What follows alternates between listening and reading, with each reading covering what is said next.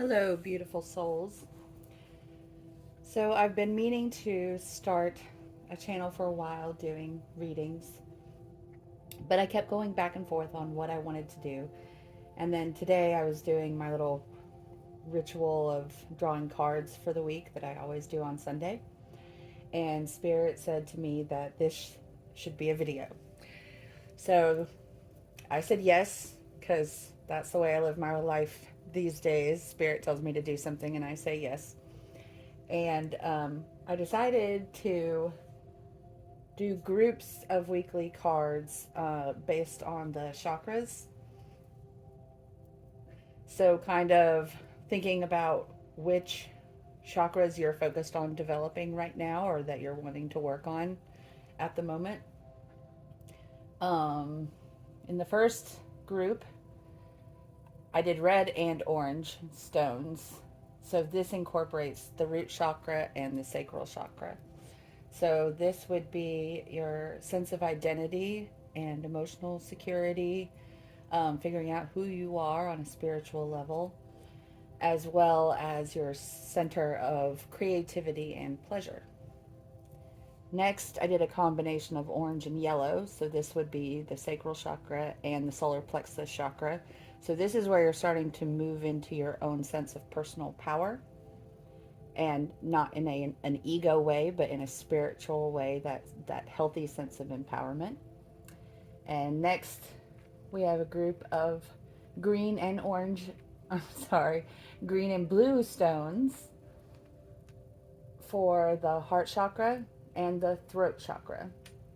So this is about love, and not ego love, but spiritual love, which is unconditional and more of a love that you feel for everyone, like humanity in general, and coming from a place of compassion and empathy.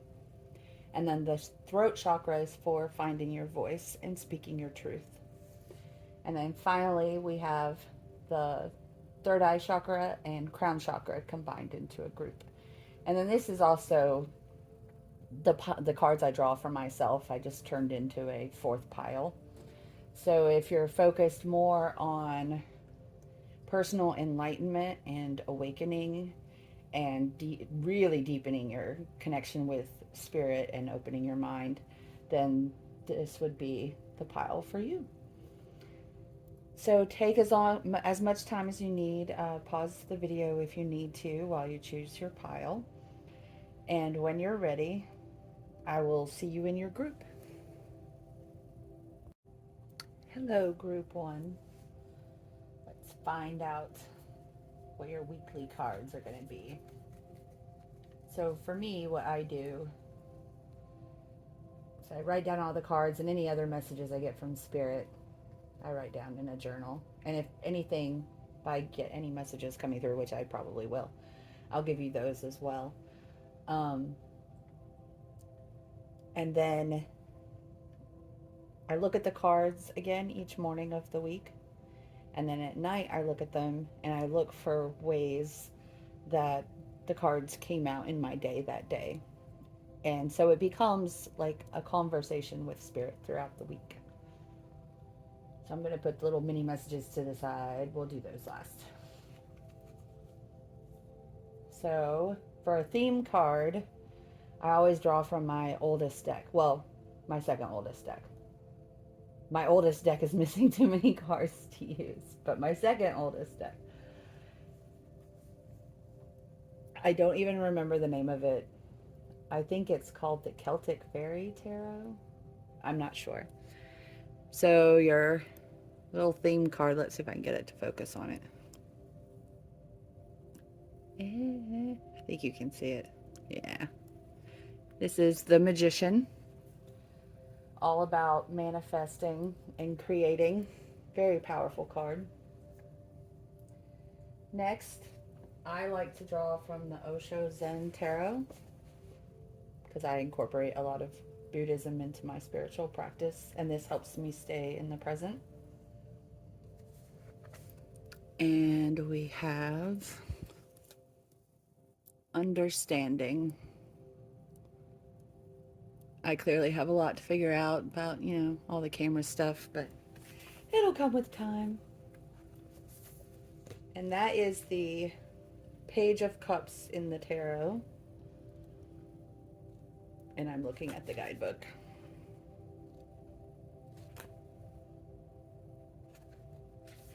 And in the Osho Zen Tarot, it's the, do they still say page? Yeah, Page of Water. So understanding, they have a description of the card and then words from Osho. The bird pictured on this card is looking out from what seems to be a cage. There is no door, and actually the bars are disappearing. I feel like I should hold it closer while I'm reading it, so you can see what it's talking about.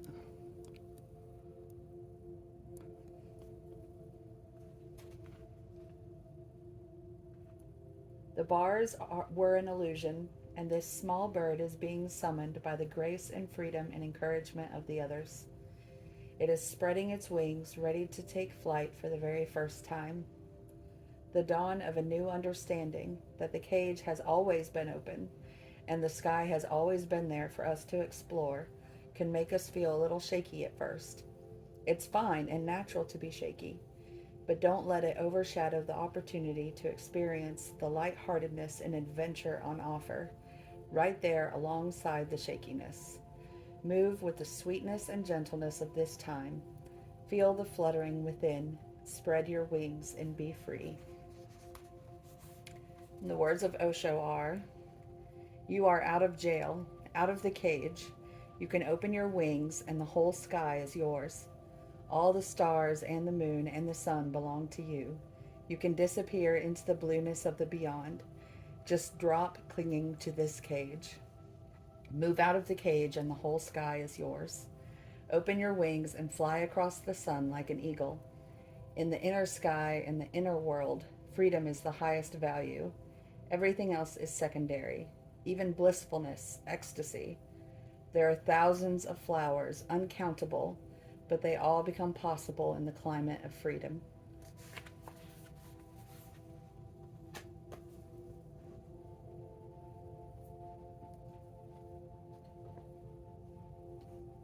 Next we have, from the Tarot of the Divine, the Seven of Cups. I like the Tarot of the Divine because it involves fun stories from other cultures. I always like to go on a little exploration to look up whatever story it's referencing in the card that I get. And in this case, the story is Aladdin, an Arabic folk tale. And it can be a fun little journey looking up the stories. I mean, obviously, we all have seen variations on the Aladdin theme, but still, you might find something surprising if you go look into it. The Seven of Cups shows Aladdin standing before a myriad of fantastical dreams. It is impossible for him to pursue them all, and it is important he makes his decision wisely and quickly. So this card can be about daydreaming, fantasy, decisions, wishful thinking, and procrastination. So the procrastination bit is about where we get so caught up in imagining all the things we want and trying to figure out what we want that it can keep us from taking action. Next we have the Quantum Tarot. I don't know if I'll be able to catch it on camera, but these are interesting because they've got these little embossed areas. I'm trying to catch it. In this case, there are little embossed circles in here, and you can only really see them if there we go. Now I got it catching. See, it has these little embossed areas. And with these cards, it frequently adds something that you don't see in the picture unless you see what's embossed. So in this case, we have the Five of Pentacles. And the reason I include these cards in my weekly draw is because they come with questions to ask yourself, and that's the way I like to incorporate them. So in this case, it says, the Five of Pentacles is the card of poverty and material lack. It imposes limits that demand all your resourcefulness and creativity. What hardship must you overcome? So, that would be the question to be thinking about throughout the week.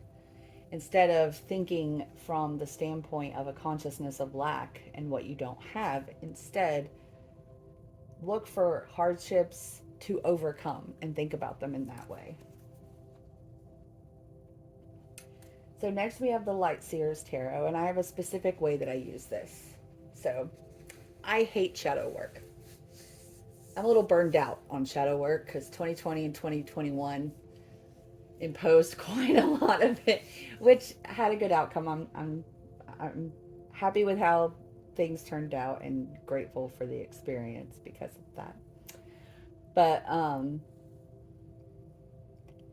yeah, so I try to incorporate it a little bit at a time, so hopefully I won't have a whole lot to do at once in the future. And what I like about the Light Sears Tarot is that it has it built in where if you read a card as a shadow card on purpose, then it has shadow meanings for that card. So what I do is I do a light card and a shadow card. And for the shadow card, I just read the shadow meanings from the book and then look for any ways that week in which those shadows might be cropping up in myself. I'll explain more about that in a second. So for the light side, we have the Five of Cups. My angle is terrible for looking at this. I really can't tell how focused it is. And for the shadow side, we have the Six of Wands, which is kind of interesting to have as a shadow card. So I will be intentionally flipping it to read it. She looks kind of funny as a in the shadow position. And that's how we'll be reading it. And then these also come with affirmations. So for the Five of Cups,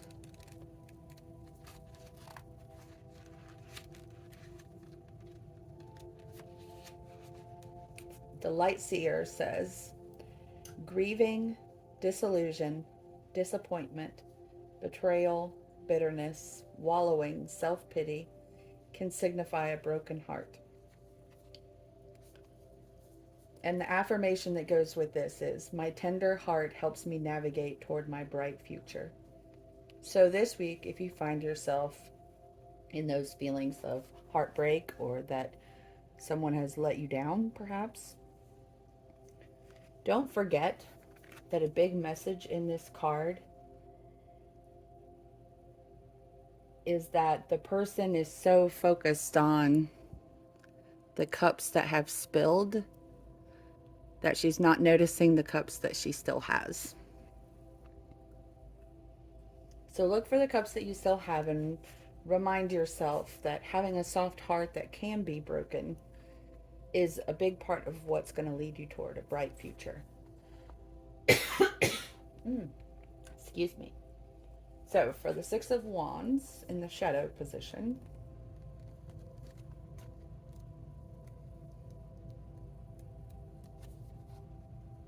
we have not seeing eye to eye, pessimism, resentment and self-doubt, the desire for acknowledgement, feelings of failure, comparisonitis, and falling from grace. So if you find yourself struggling with any of those feelings, acknowledge them. Don't try to pretend like you don't have those feelings, but then use this affirmation to work through them. I am worthy of success, and I am grateful that I am seen. So that's all about approaching success and victory from a more positive mindset. So when you're feeling unseen, remind yourself that you're worthy of being seen and you're moving toward that. And to me, shadow work and our shadow side is just about the ego. You know, we're beautiful souls in human bodies, and human bodies give us egos, and it's a constant battle overcoming all the ridiculous things that our ego tells us and tries to do. So that's what I do with the tarot cards. Next, we have oracle cards. So first, we have Serendipity.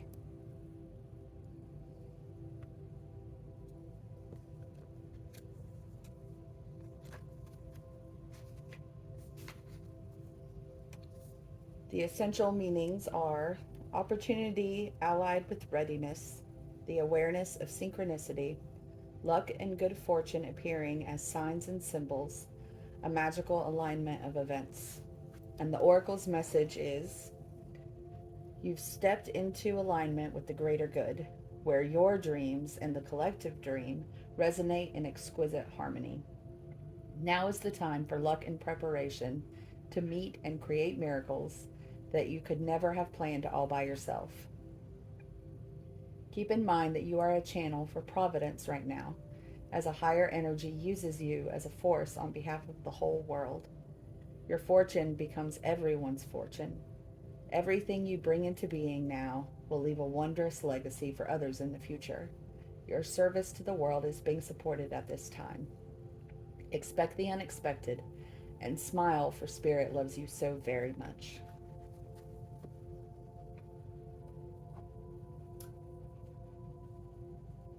Ooh. Next, we have the door to value.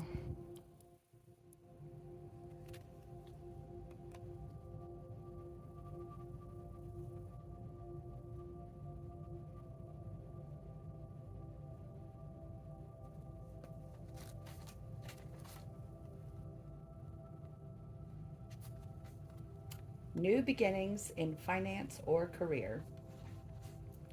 This card shows a door with a gold coin on it, opening to a place that's filled with light and bright potential. Money, coins, and jewels fly toward you through the open door, revealing a golden city beyond. All of this points to the potential for exciting new beginnings or expansions where work or money are concerned. Perhaps a new opportunity is totally unexpected, or perhaps it's something you've been working toward for quite a while. Either way, keep your eyes open for this new beginning to appear in your life. Know that anything you value may be open to you now. Remain conscious and creative and get ready to step through the door. And the affirmation that goes with this card: my life is opening to endless possibilities of prosperity. The river of abundance flows freely through my door, bringing me unlimited wealth.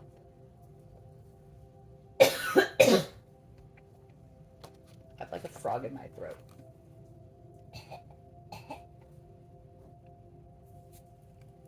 All right. Next, we have present power. I am kind of seeing a theme here of you guys like having struggled with certain feelings and Spirit encouraging you to have faith.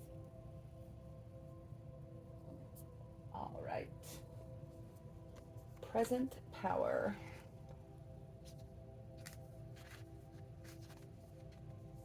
Strength in the here and now. A man stands on a pedestal holding a chain in each hand. The chain in his left hand, representing the past, holds a powerful lion. The chain in his right, representing the future, holds a tiger. The beasts are quiet and the man is in control. Thoughts about the past and worries about the future can neither run away with him nor consume him. This card is letting you know that you have significant power now, and there's some present issue that will benefit greatly from your attention. If there's a matter to be resolved, a project to be finished, or a decision to be made, now is the time to prioritize it. You are in a position of strength, so keep your thoughts focused on the issue at hand and be ready to take action. Joyous opportunities are opening up for you at this time. You're now capable of taming the rampant, fragmented energy in your life by staying strong in the current moment.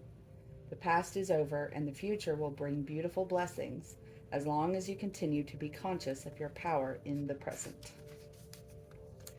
And the affirmation: this present moment is my source of power. I release any worries about the past or future, and I choose peace right now.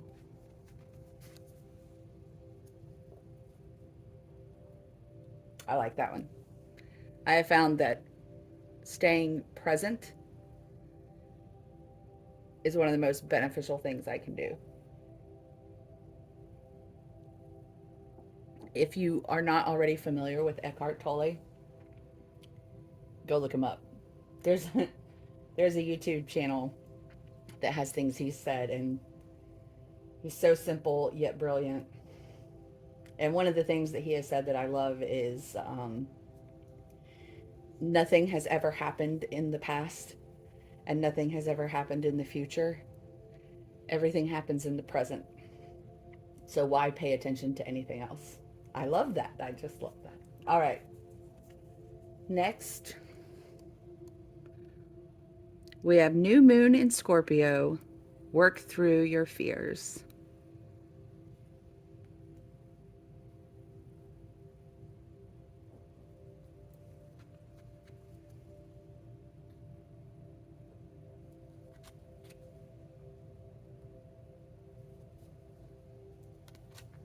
Let's see. New moon in Scorpio.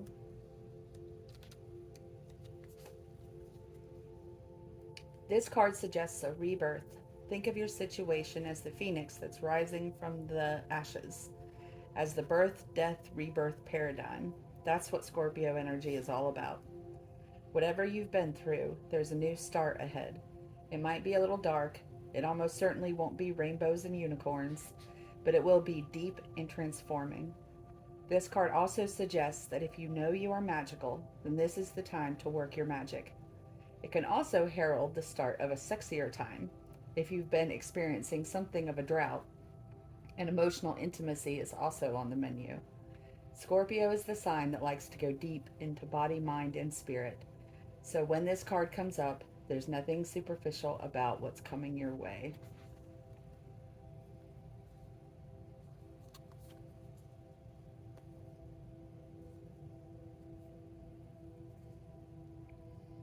Next, for our lesson, we have the lesson of blame.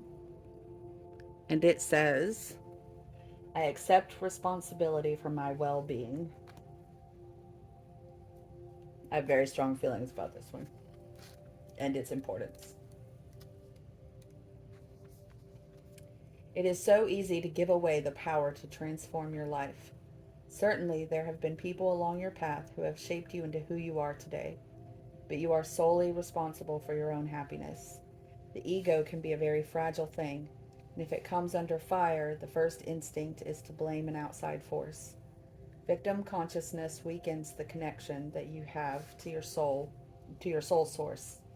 This mindset says, I don't have the power inside myself to break free because someone else's power is stronger. This is an illusion. When you believe that someone else is responsible for your problems, that belief is the problem. Personal responsibility can empower you to change your reality.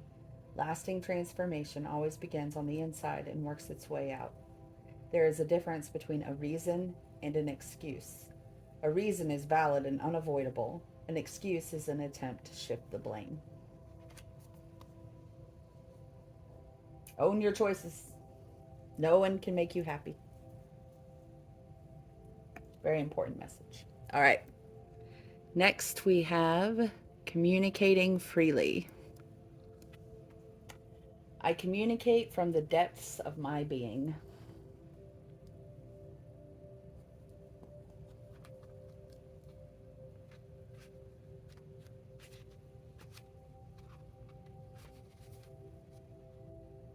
Allow the truth of your soul to be felt and heard.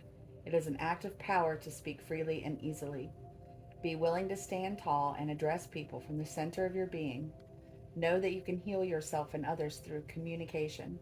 This isn't the time to step back. Rather, it is the time to step forward and share from your heart. The universe wants you to know you are a natural teacher and you have the ability to empower and enrich the lives of others through your words. Step into your role as a teacher and leader. Additionally, if there is something that you have held back, Now is your opportunity to bring this truth to the light of day. Communication can restore trust and mend lifelong wounds. Take a risk. Speak from your soul with clarity and authenticity, even if it's not easy to do so. If there is any unspoken darkness that lies heavily upon you, now is the time to unburden yourself. If there's someone you love whom you haven't told, share your feelings. Communication can heal, free, and transform your life. Questions to ask yourself. Is there anyone I need to communicate with? Is there some type of communication that I have been withholding? What might I need to do to step into my role as a teacher and leader?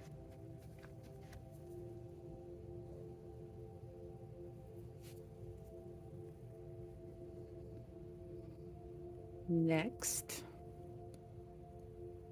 you are unlimited. What you can create is unlimited. This definitely ties back to the Magician.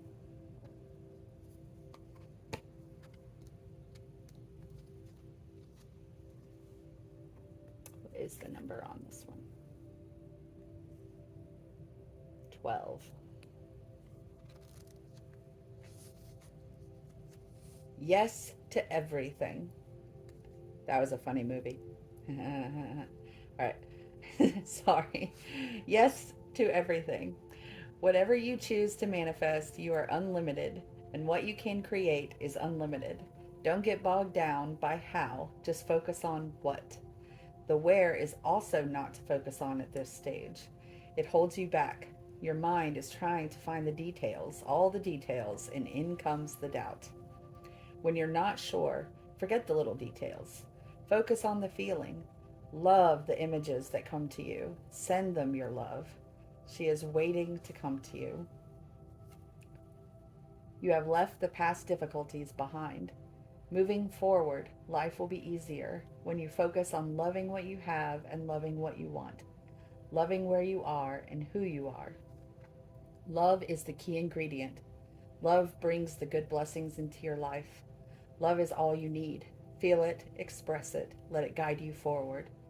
Love, love, love, and breathe love into the world, and you will see and experience magic in your life. Blessings, dear one. Let love be your guide.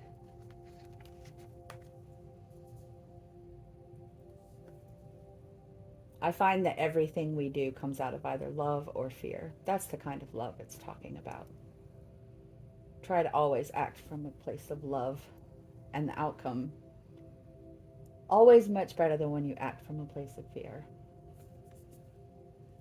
Finally, and these are actually my very favorite oracle cards. And you have the owl spirit of wisdom.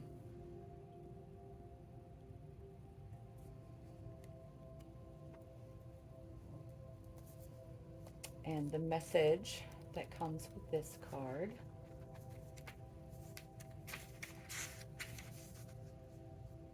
The spirit of the owl says, trust in your ability to see the deepest truth in situations and in people.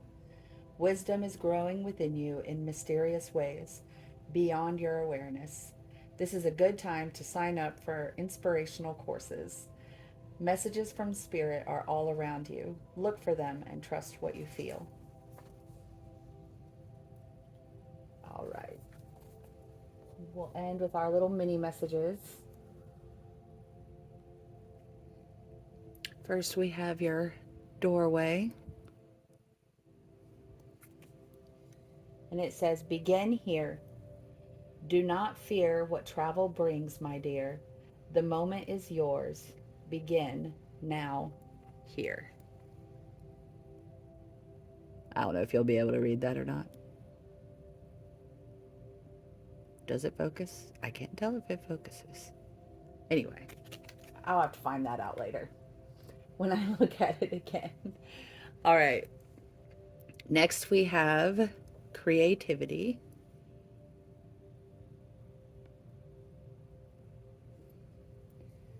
There are ways of dealing with this situation without giving away your power. Think of creative methods in which you can be heard and maintain your dignity.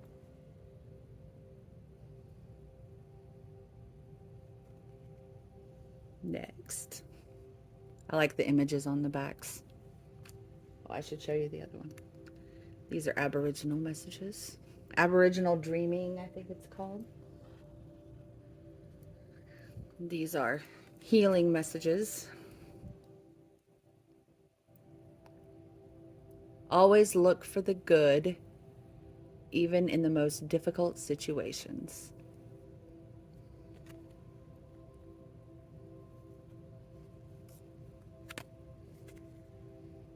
This one has a pretty back. Patience.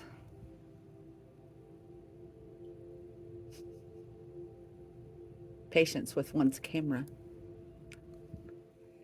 Be patient and allow destiny to unfold at its own pace.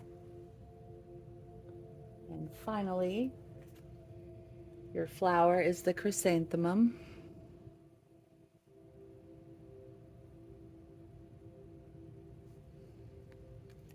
Be here always with willing hands and heart. You definitely got plenty about being present. So those are your messages for the week. Again, I really encourage you to listen to this in the mornings and evenings, journal about it, see how Spirit uses this to speak to you. I really hope you find this helpful. If anyone has any stories to tell about ways it resonated or things that happened during the week that lined up with the cards or anything, I'd love to hear people's stories. So please definitely comment down below. I will read them. I would love to hear your stories. You're beautiful. Your soul is perfect. Keep seeking that alignment with your true soul self. Hello, group 2. If you decided to focus on the sacral and solar plexus chakras, then these cards are for you. I'll put the mini messages to the side. We'll do those last. I always start off with tarot cards. The general theme card I pull from my second oldest deck. My oldest deck is missing too many cards. And you've got the Two of Cups. What a lovely card to have for the week. Next we have the Osho Zen Tarot, which I use because I incorporate a lot of Buddhism into my spirituality. And this is the Fighting card, which is interesting in combination with the Two of Cups. But this is also the Knight of Swords.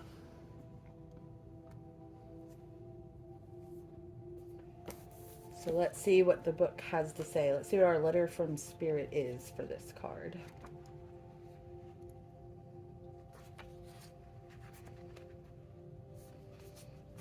So this book includes a description of the card and then quotes from Osho that are relevant. The figure in this card is completely covered in armor. Only his glare of rage is visible and the whites of the knuckles on his clenched fists. If you look closely at the armor, you can see it's covered with buttons, ready to detonate if anybody so much as brushes up against them. Let's see.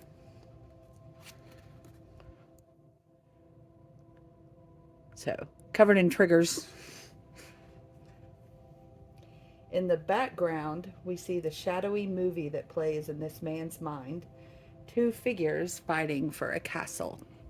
You can see that in the corner.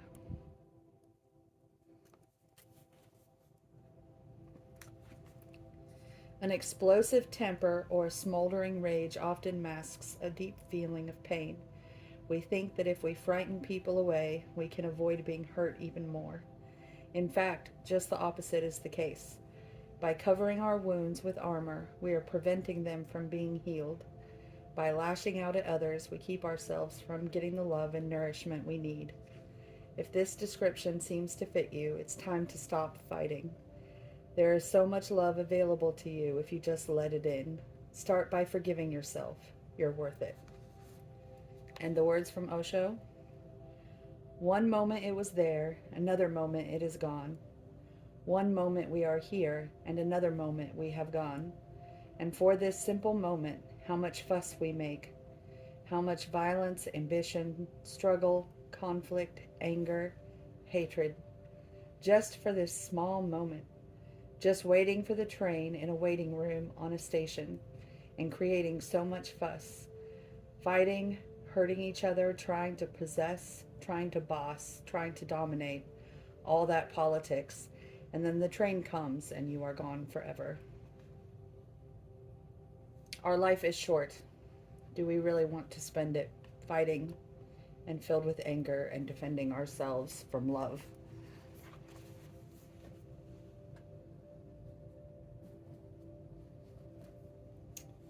Next, we have the Tarot of the Divine.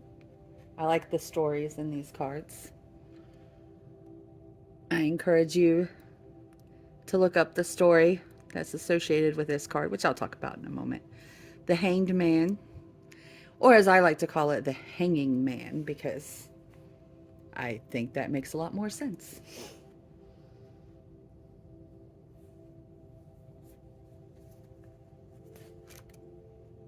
And in this deck, this is Sleeping Beauty, and it comes from Italy, which I did not know. It's an Italian fairy tale.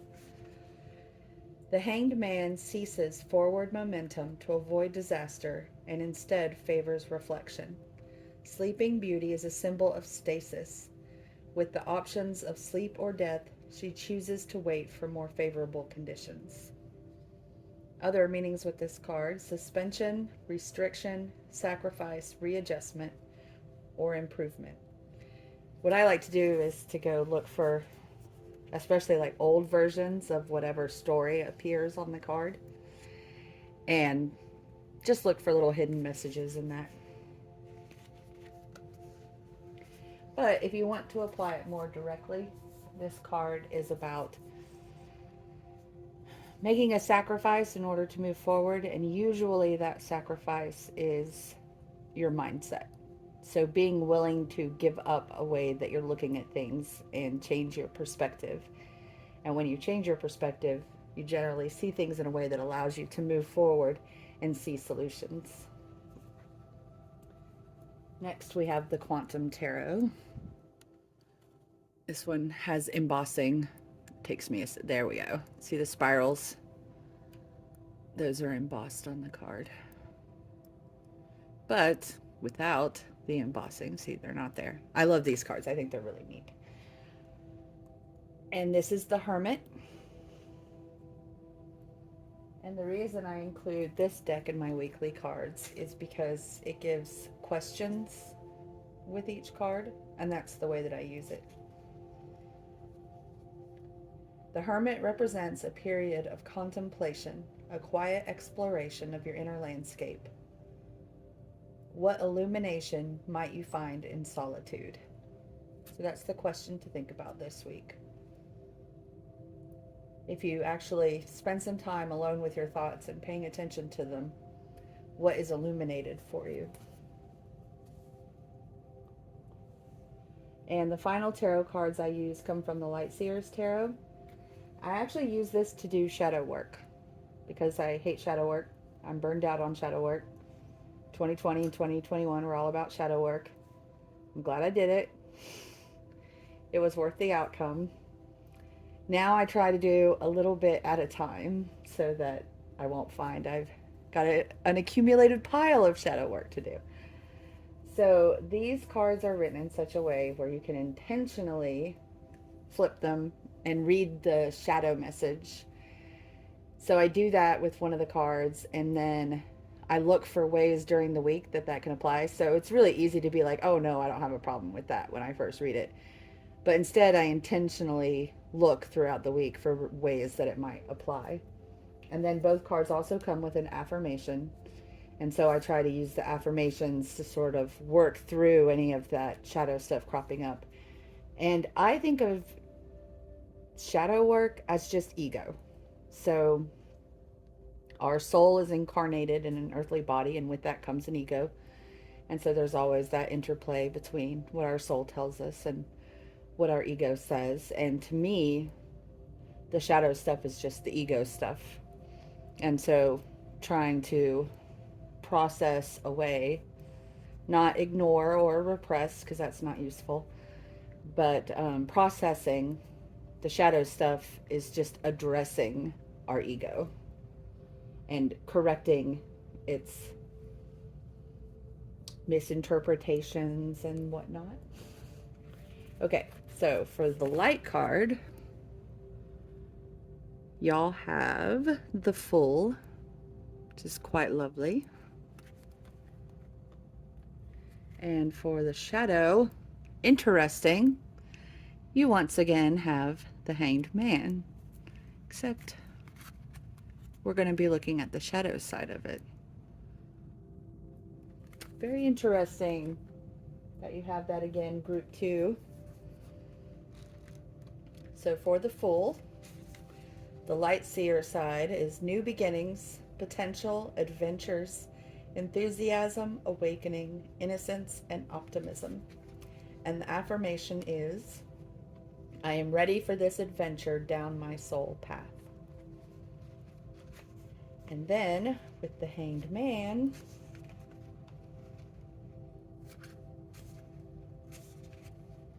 the shadow seer side is stagnation, self-sabotage, holding on to something that isn't meant for you, stubbornness, a tendency to be a martyr. So throughout the week, just be aware and look for ways that may apply to something that you're thinking or doing. And then remember this affirmation as you try to let go of those things. I lean into my inner world of limitless miracles, surrendering to the divine will of the cosmos. So if you catch yourself in stagnation or self-sabotage, clinging, grasping, stubbornness, martyrdom, look for how you can shift your perspective and how you can take on the positive aspects of the Hanged Man, since you also had that card. So that's all for the tarot cards. Next we have oracle cards. And you have Here and Now.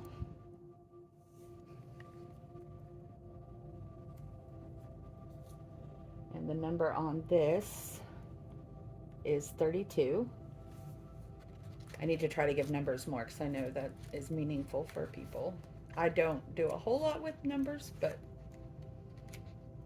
these are messages for you, so I want to make sure I point out the numbers. Here and now, being fully present in the moment, living one day at a time.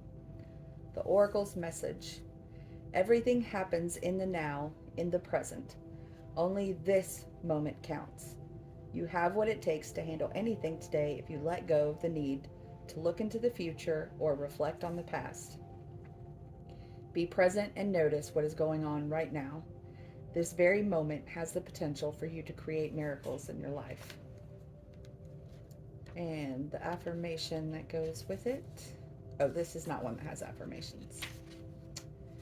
But I will tell you, I love Eckhart Tolle. If you're not familiar with him, you should look him up. He has a YouTube channel. And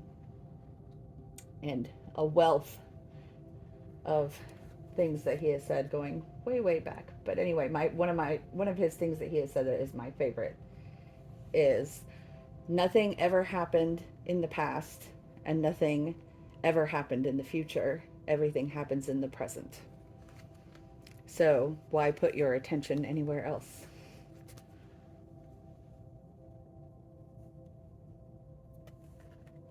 Next, you have, let's see, the 4th chakra, Archangel Raphael. This is the heart chakra, of course. So maybe Spirit wants you to spend some time thinking about your heart chakra, even though you didn't pick that pile. And this is number 38. Love, compassion, and self-acceptance. Raphael extends a beautiful green energy surrounded by gentle waves of pink to your heart center. This card indicates that you now have a greater readiness to receive love from others as well as from yourself. It could also indicate that a much needed healing from a previous broken heart is taking place. The tender vibrations of Raphael remind you to encourage yourself with the compassionate self-talk that you desire to hear from others. Know that as you do, the light from your heart center will shine with an irresistible beauty, and the universe will send people and situations that cause your sense of love and support to grow and grow. And the affirmation is, my heart center, my fourth chakra, is open to its perfect, healthy, and joyful state. The energy of love flows through me now. I live in love.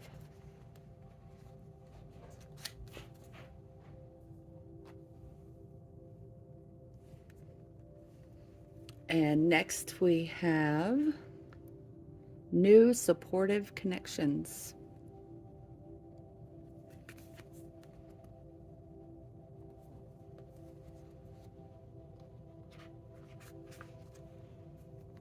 And this is 8 of people.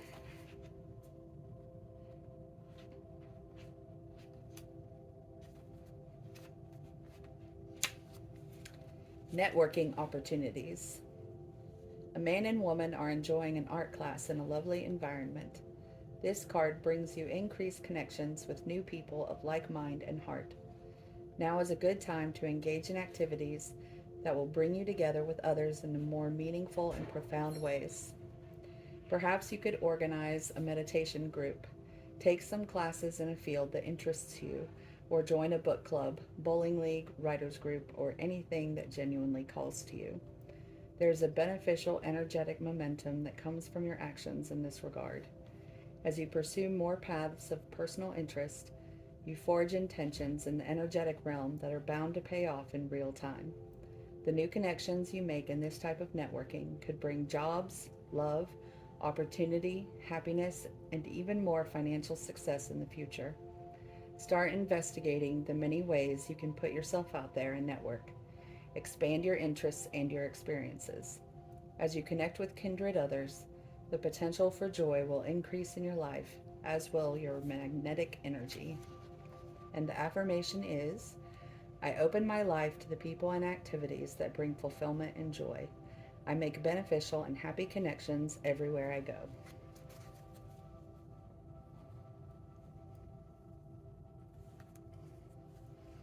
Next, we have new moon in Aquarius. Bring love into the situation.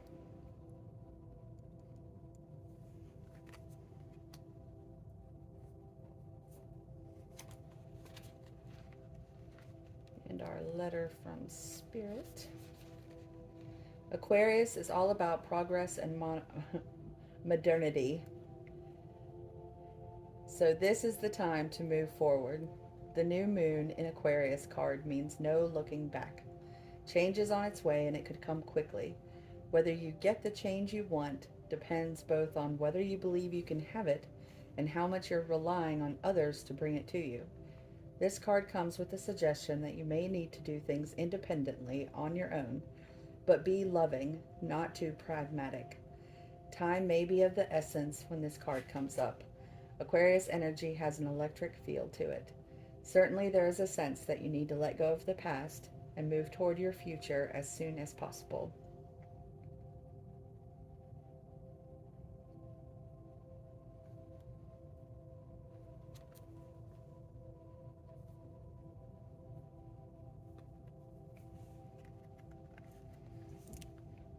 And continuing with the theme, we have the lesson of love. I commit to the practice of seeing the good in all things.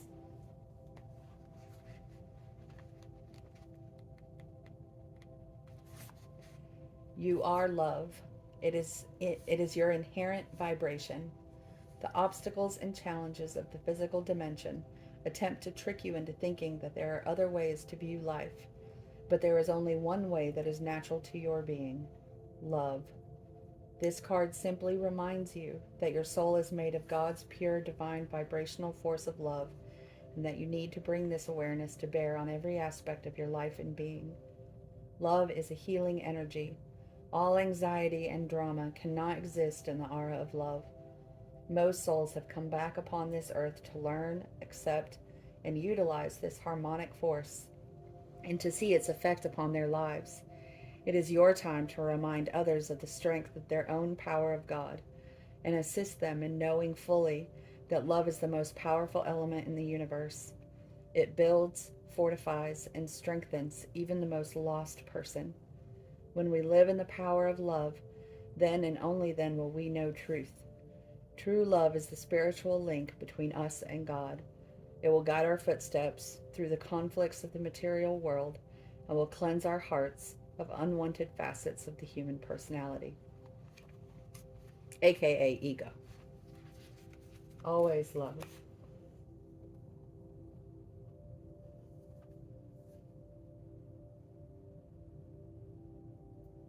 When you think and act with love, that's coming from your soul.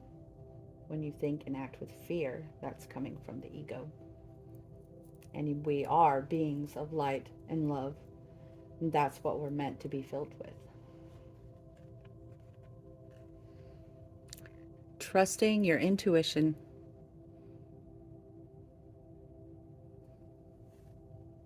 My life is truly guided.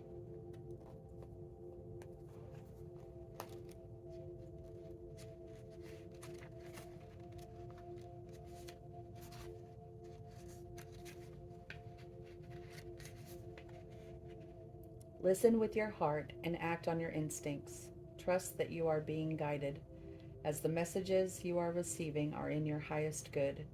Follow the nudges from Spirit. The universe wants you to know your intuition is the vehicle for messages from Spirit.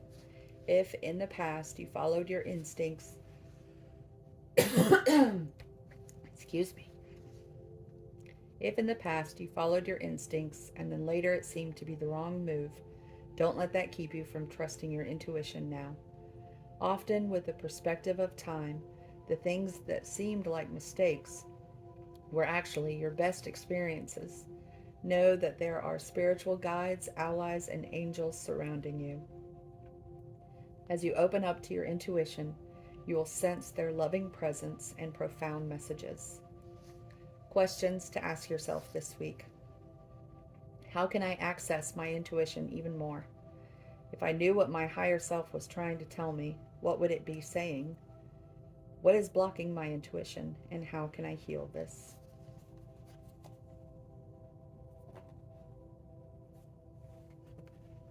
Next, we have shine love on fear.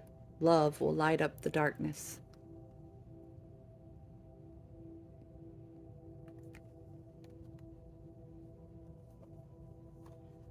This card number is 18.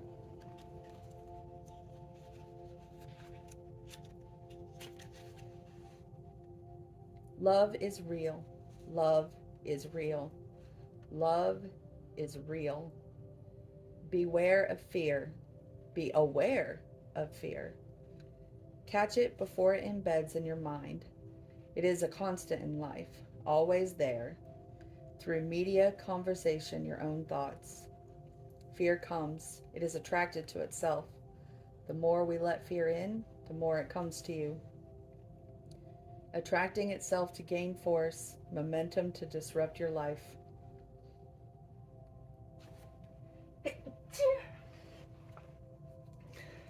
Making you sneeze. That's what fear does. It's gonna make and again. Sorry, Spirit knows how to keep me humble.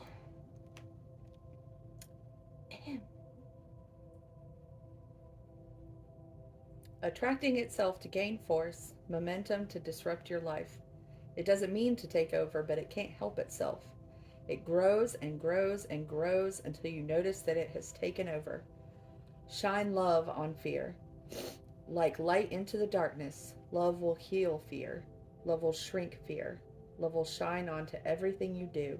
illuminating the good in the world and your life. Love all the pain, the difficulty, the challenges, the hurt, and the disappointment. For through love you heal and move forward. Rather than staying stuck, you can lift yourself up, brush yourself off, and continue on your path, your journey of fulfilling your purpose. Always stay vigilant, conscious of where fear lurks. Give it your love, and you will feel lightness coming over you and your world. A lightness that only love can bring.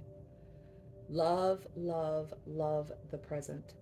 Love the past, love the future, and love the now.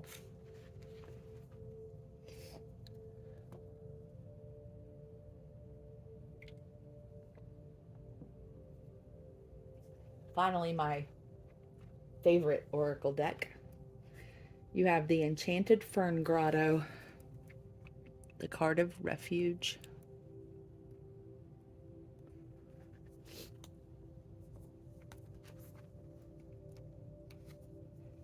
The spirit of the Enchanted Fern Grotto says, retreat and replenish your inner resources. Now is not the time to act, but to incubate your ideas for the future. Be still. The answers are within you. Magic is all around you. And finally, we'll do our mini messages. First, we have your door. And this says destiny. One door closes, another opens for you. Let the plans of destiny unravel true.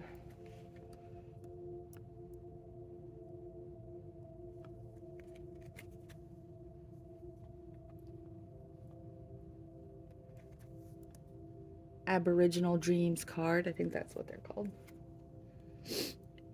And you have steadiness. Things seem to be moving slowly, but use this time to your advantage and gather your resources and rebuild your energy. You're going to need them. There has been a lot in this about thinking, taking time, looking at things from different perspectives, doing some hermit work, coming at things from a place of love instead of combat or hostility. So that message makes sense. Next, we have your healing card. Know that truth is a living force, whether you believe in it or not.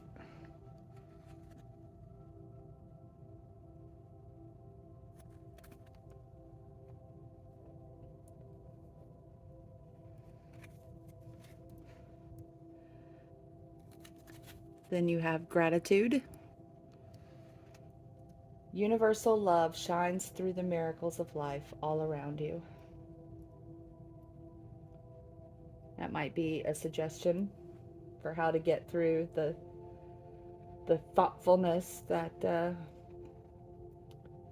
Spirit is encouraging you toward. That could be that shift in perspective to focus on what you're grateful for. And finally, for the flowers, you guys actually had two pop out. The Snapdragon and Lisianthus.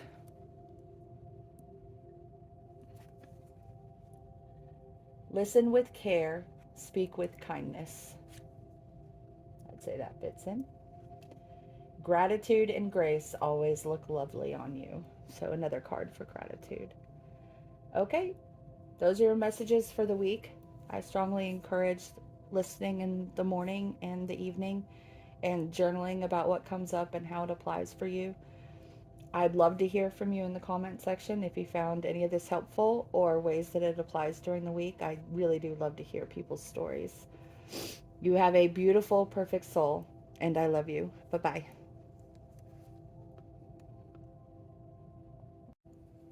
Hello, Group 3. If you decided to focus on your heart and throat chakra this week, this is your group of messages. But put the little ones to the side. We'll do this last.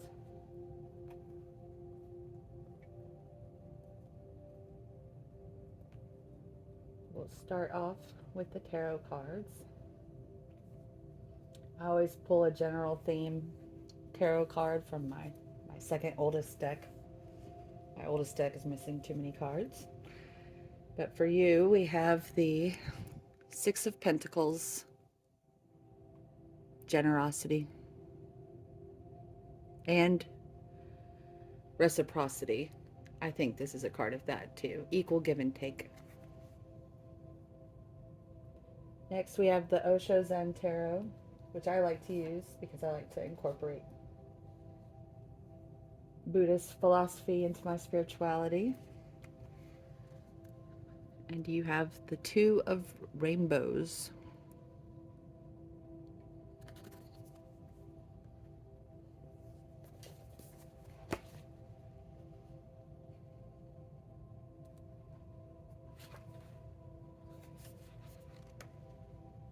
And in the guidebook, it has a description of the card and then quotes from Osho to go with it. And rainbows are the equivalent of pentacles here. It refers to the physical. Moment to moment. As this figure moves across the stones, he steps lightly and non-seriously, and at the same time, absolutely balanced and alert.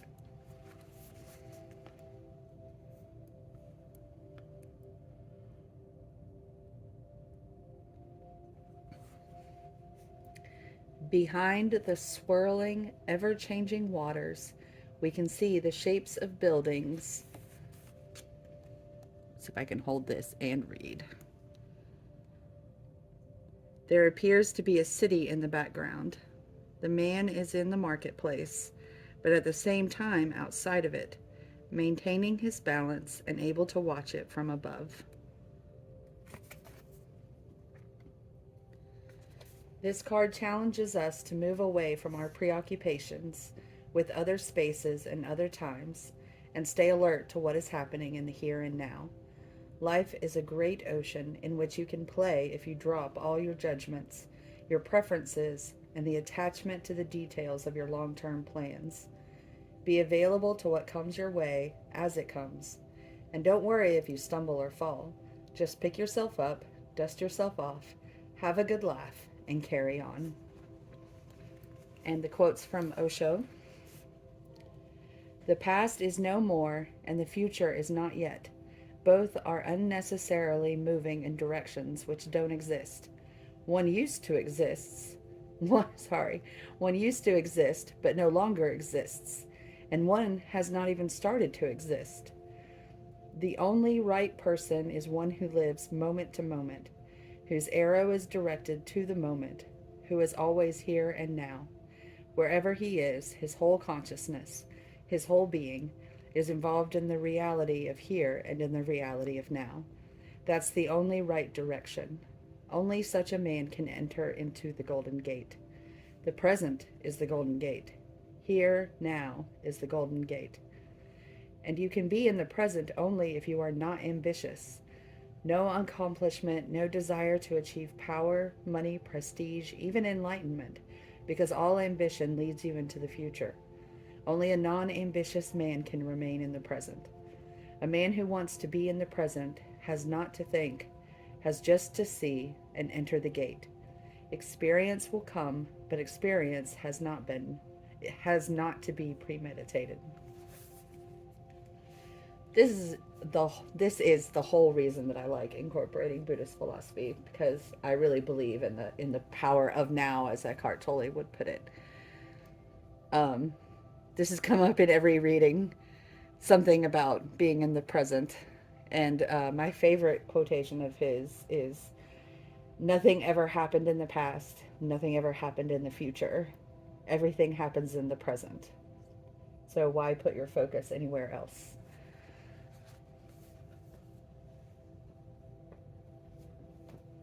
Next, we have Tarot of the Divine. I like these because they incorporate different myths and fairy tales, and I am a person who likes stories.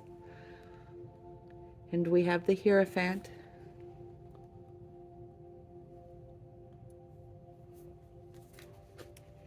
And the story here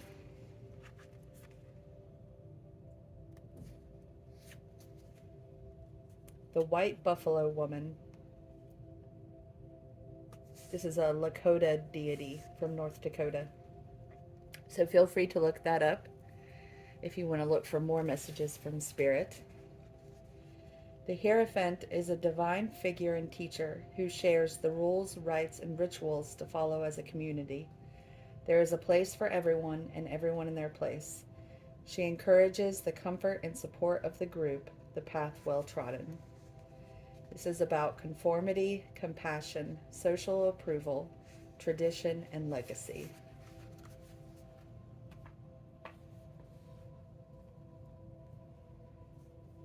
Next, we have the Quantum Tarot. And you have the Tower. Don't freak out!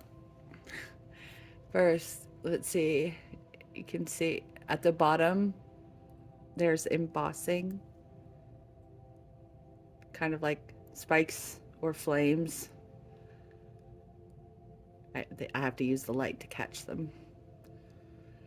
So whenever the Tower comes up, in just as like a daily card or a weekly card, I find that it's a gentle energy. It's not like, oh my God, something major is going to happen most of the time. Especially with the way that I use the Quantum Tarot in the weekly cards. What I like about this guidebook is that it gives questions with each card to ask yourself. And so how I use it during the week. Just keep the questions in mind. And for the Tower, it says, the Tower depicts the unexpected eruption of chaos. This may be a shocking experience, but it holds the promise of freedom. And the question that comes with it is, what is shaking you loose? So for myself, that's the only way that I would use this card during the week, is that I would look for ways that I need to be shaken loose, things that I need to free up, things that might be too stuck that I could look forward to, just shake things up a little bit.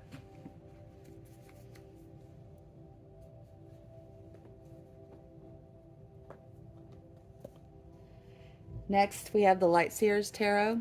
This is how I do my shadow work. As I've mentioned in the other groups, I got burned out on shadow work, so I had so much of it that I was kind of forced to do in 2020 and 2021.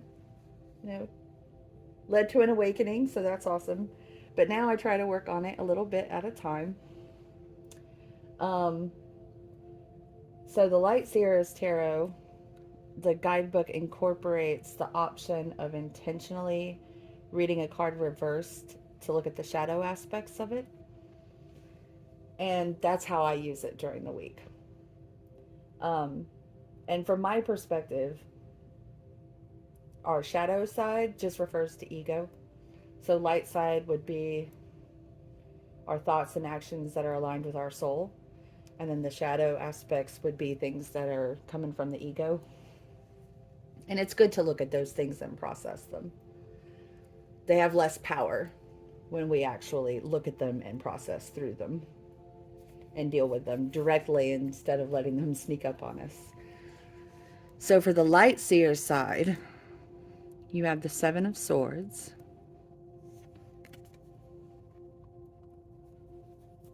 And for the Shadow Seer side, you have the Ace of Wands.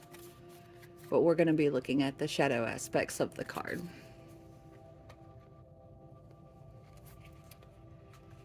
So the Seven of Swords. This is sometimes a card about deception, but I find that it frequently refers to running away. And you can see this dude is like running so fast. He's dropping stuff.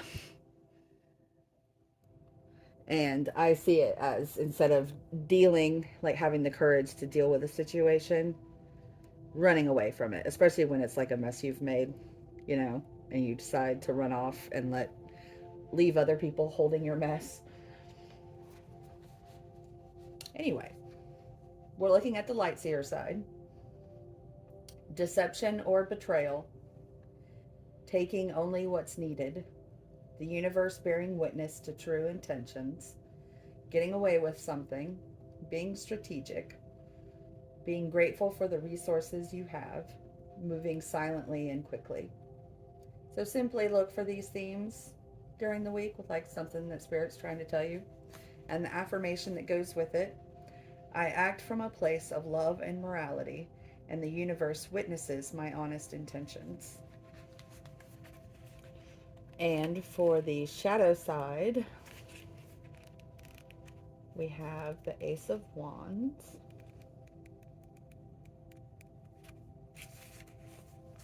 And the shadow side is feeling uninspired, creative blocks, the mind needing rest, unfocused energy resulting in burnout, a time to bolster your faith in yourself. So just pay attention this week and see if you see any of those concepts coming up. And if so, this is the affirmation that can help you process through it. I seed my brilliant future with the roots of creativity and inspiration.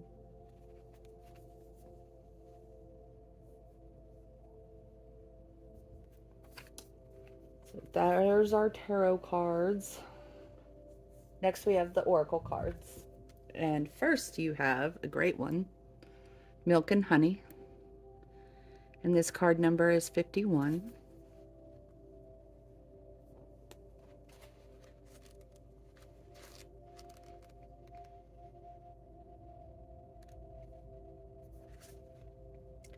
The taste of prosperity, opportunities born of authenticity, nurturing abundance, trusting that your needs will be met. The Oracle's message: you've entered a sweet time in your life, enjoying the land of milk and honey that everyone wants to experience. It's an interlude that feels more languid than ambitious, when all your senses are awake to the unlimited possibilities in the universe. These times are precious and only come when you're in your authentic zone, wearing the world as a loose garment, not wanting, yet able to be nourished in ways both tangible and subtle. Abundance is an energy that you are a living part of. All your needs are being met.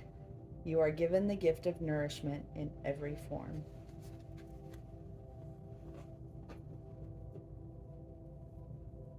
That's two references now to being in a state of non-ambition and enjoying the present. I thought that was interesting. Next, we have the 7th chakra, Archangel Uriel. This is card number 41.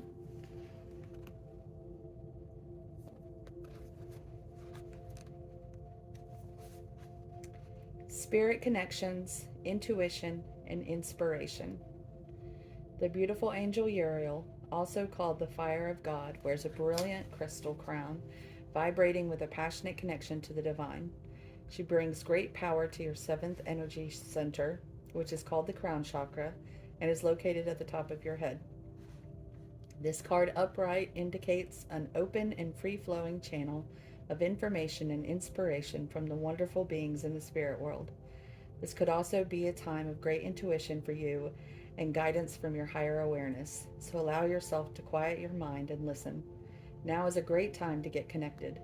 The assistance from Spirit is great, and whether it's the presence of an ascended master, a powerful angel like Uriel, or just a loving friend or family member in spirit, their love and willingness to assist is always there.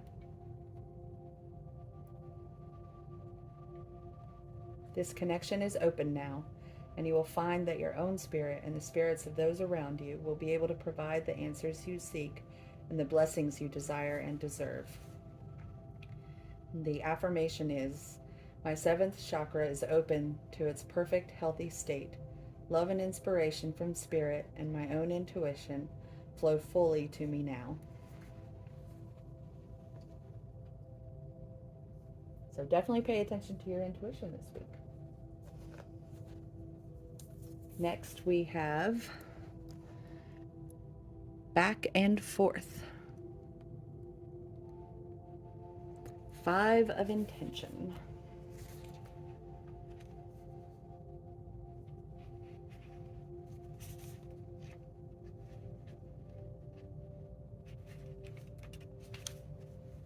On the Intention Seesaw. A man stands on the center of a seesaw with one foot on each side of the fulcrum. When he leans to the right, the left side of the seesaw lifts. When he moves in the other direction, the right side lifts.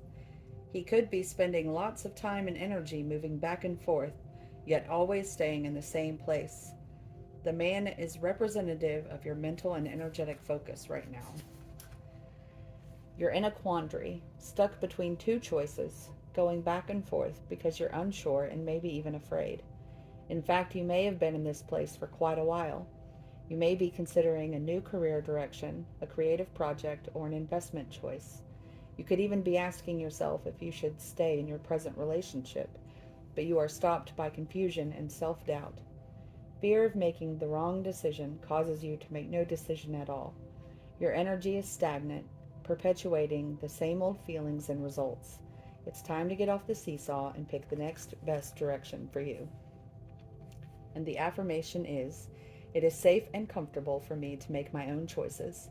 I always choose the path that honors me. This is interesting because it's kind of the flip side of the other cards that talked about being in that state of non-ambition. So this could be like a cautionary thing, like, okay, it's fine if you're standing still while you're figuring everything out. Just make sure that you don't get stuck there.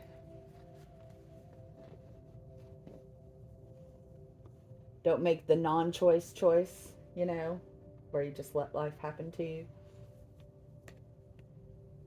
Next, we have full moon in Sagittarius. Look at the bigger picture.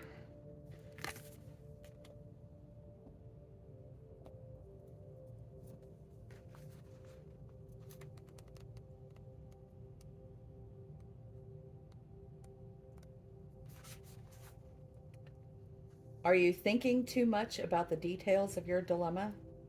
Fretting over minutia can be counterproductive. Or perhaps you're being all talk and no action. This card is a reminder that while it's good to think things through, sometimes you need to step back and look at the bigger picture. What do you then see about your current situation? What's the most positive thought you can have about it? Now is the time to count your blessings, even if you don't yet have exactly what you want. This card is also a reminder that we often have to take a few risks and go with uncertainty on this journey called life. Try to keep an open mind about what's for the best. The universe could surprise you.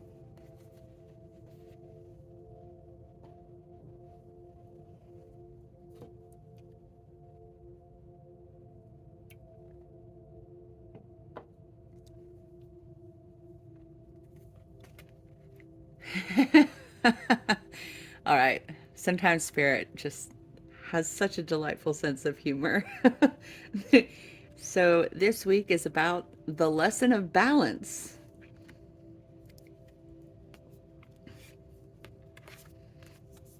On a seesaw, perhaps? I bring a state of perfect harmony into my world, and I do so without judgment.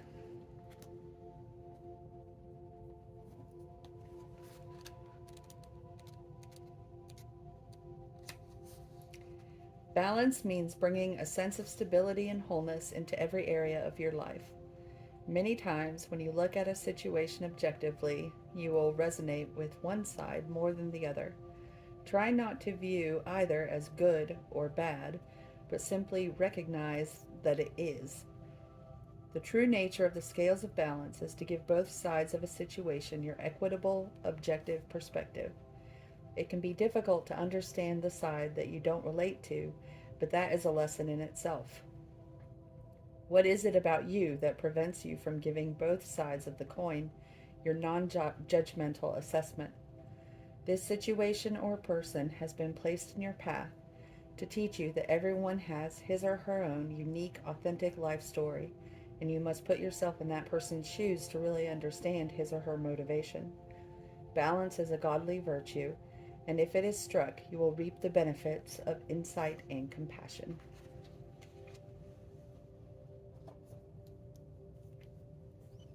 Very curious about your situation this week. Sounds very interesting. Next, being in the flow. I am in the flow of the universe.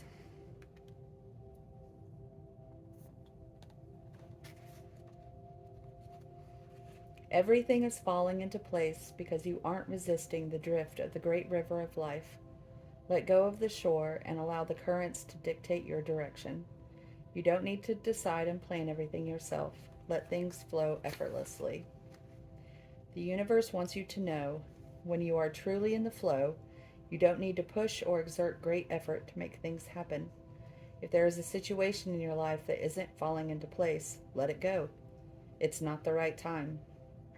If there aren't smooth currents regarding a specific area of your life, it might mean that you are trying to control the outcome, or that you are being overtly self-critical. Know that you can flow around any obstacle. The way to do so is with gratitude and appreciation. Allow others and spirit to support and care for you. Some questions to ask yourself this week. Is there anything stopping my ability to adapt to the circumstances of my life? If so, how can I move beyond it? What is the most important area in my life to let go of so that I can get into the flow? Do I feel the need to stay in control, and does this truly serve me?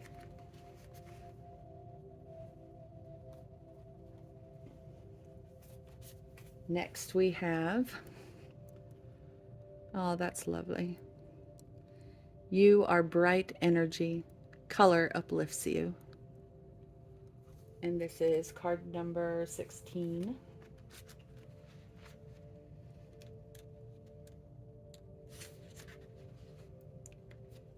You love the aesthetics of color. They make you happy. I can feel that. You are bright energy and color uplifts you. For many years in your past, color did not feature like it does today. You have much to give. Be proud of yourself. You have come a long way and will continue to grow and bloom like a gentle rose that everyone wants to be around. Be the love that others need. The more love you give, the more love you receive. An endless, ever-flowing cup of beauty that brings joy to not only our heart, but the world. You are a true gift to mankind, humankind, all of nature, and the animals can feel your love. When dogs look at you, come to you, they can see and feel this love. It is reassuring to them that love is here in boundless quantities. Boundless quantities. You are the love you want to see in others. The world needs your love, and you are giving it freely. Your journey is your true purpose. Love and blessings, dear one. Be love. And the last oracle card comes from my favorite oracle deck. This is one of the nicest ones.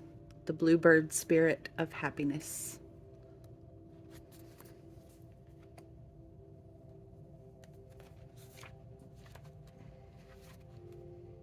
The spirit of the bluebird says, all is well.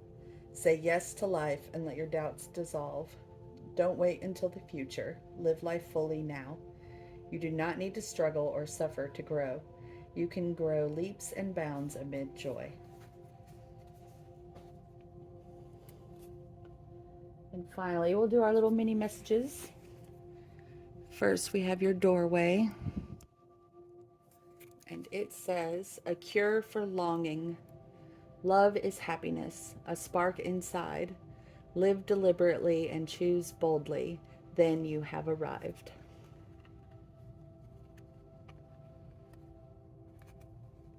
Next, we have commitment. Ask yourself the question you often ask everyone else. What do you need? Listen to the answer and respond actively and committedly as you do for others in your life. I like that. It's about showing as much commitment to yourself as you do to others. And we have our healing card, which says, take time to tune into your body and recognize the messages it's trying to send you. This is a neat one. See the face? Intuition. Trust your intuition. It has been guiding you to the answers that you seek. And finally, your flower, the buttercup. Be ready. The best is on its way. So those are your messages for the week, Group 3. I encourage you to listen to them in the morning and evening and journal about what happens and any ways it resonates, things that Spirit shows you. It really does strengthen your connection, and it's really nice when it becomes a conversation with Spirit back and forth. Remember that you have a beautiful and perfect soul inside you, no matter what has happened or is happening or happens in the future.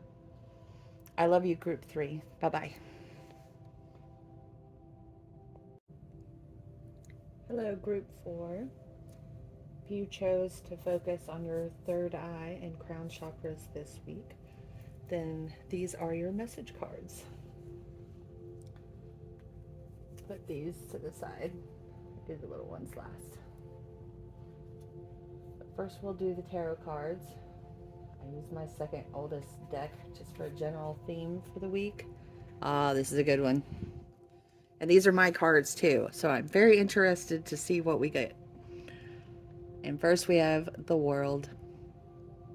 Completion. Completion of a cycle. Attainment. Success. Good things. Alright, next we have the Osho Zen Tarot, which I use because I like to incorporate Buddhist philosophy into my spirituality. And we have playfulness.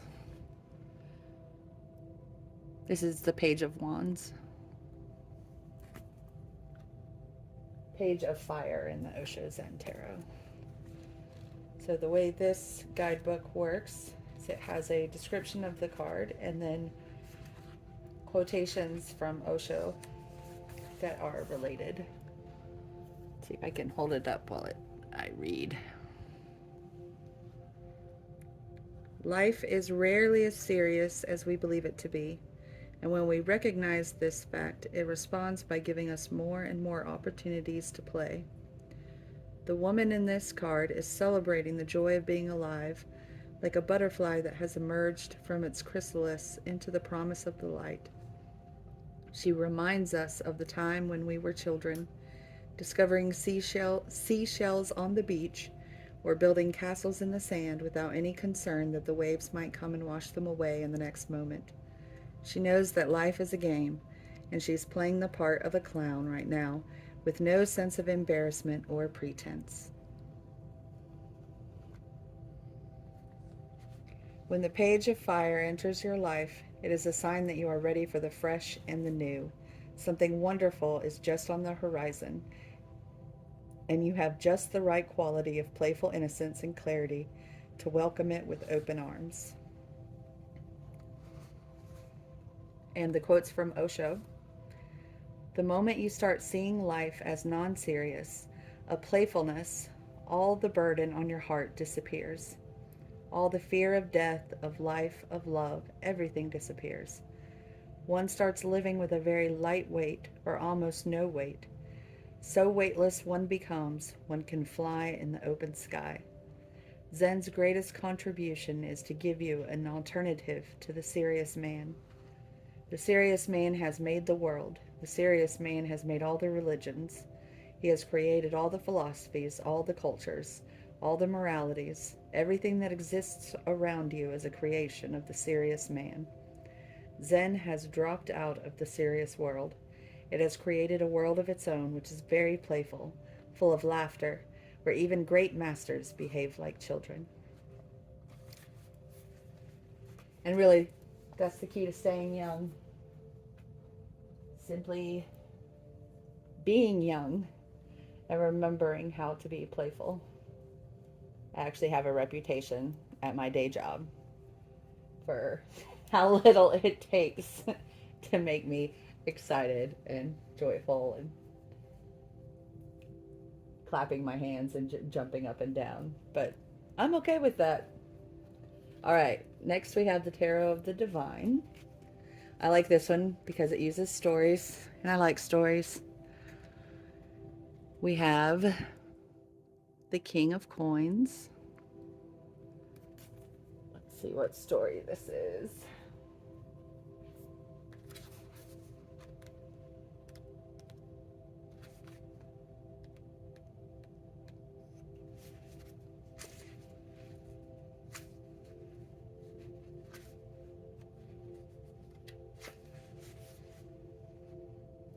Ha-Nu-Na, the world turtle, from Iroquois mythology of North America. The King of Coins represents stability and faithfulness. The world turtle is strong enough to support the weight of others' hopes and dreams. He may not be an active participant in their lives, but he is always dependable, slow, and steady. Some meanings associated are success, dependability, conservatism, strong will, willing to work. And I strongly recommend looking up the story and seeing what messages from Spirit you find. So there you go. That'll make it easier to research. Ha-Nu-Na.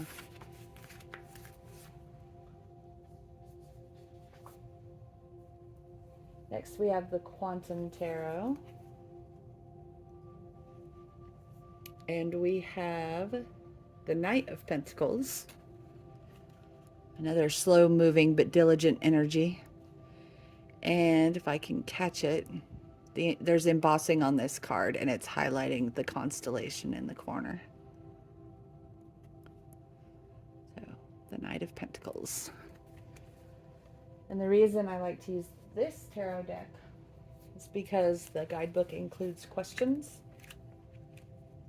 and that's the way I use it during the week. So, the Knight of Pentacles.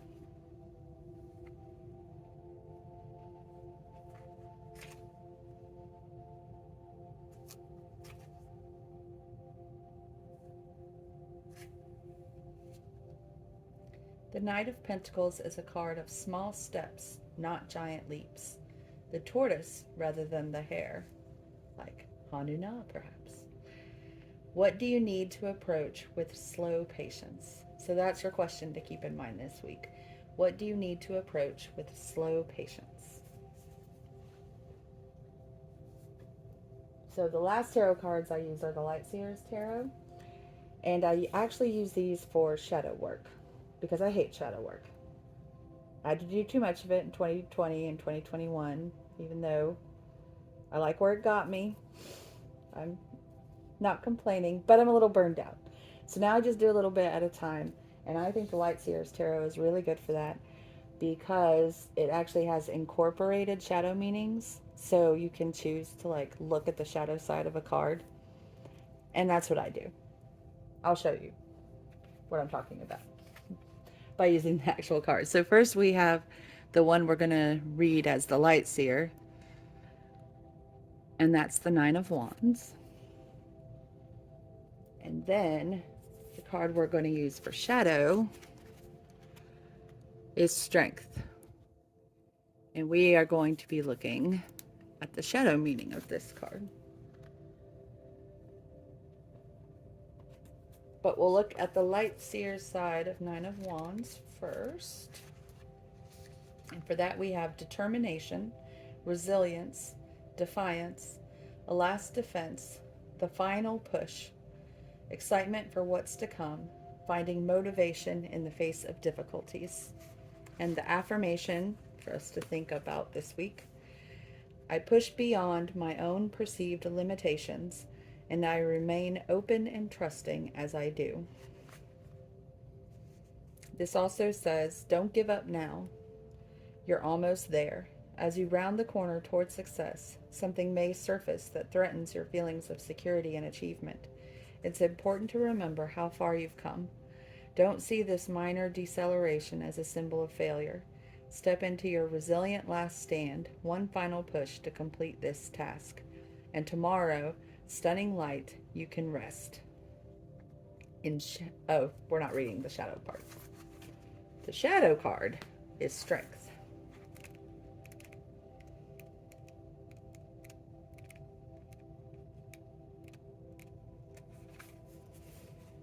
So it's really easy when I read the shadow side to be like, oh, I don't have an issue with that. I'm so great and enlightened and aware and conscious. Surely not. Well, that's a bunch of crap. So instead, I really listen to the shadow meanings, and as I go through the week, I really try to look for ways that it's cropping up, even just a little bit, right? Even if it's for a second, and then I'm like, no, no, no. Like, I really try to pay attention to it and process through it, and I use the affirmation that's included in order to process it. So the shadow side of strength: blocked by fear, self-doubt, a reminder to not be guided by the lizard part of your brain, a need to exercise self-control, self-destructive impulses. And let's find the shadow side in the description.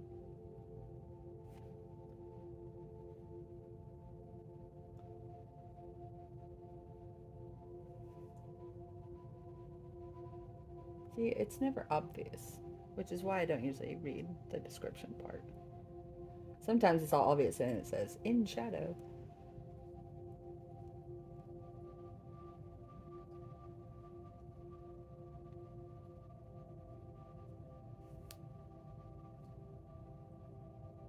Allow confidence and composure to guide you toward your desires without the use of excessive force or aggression.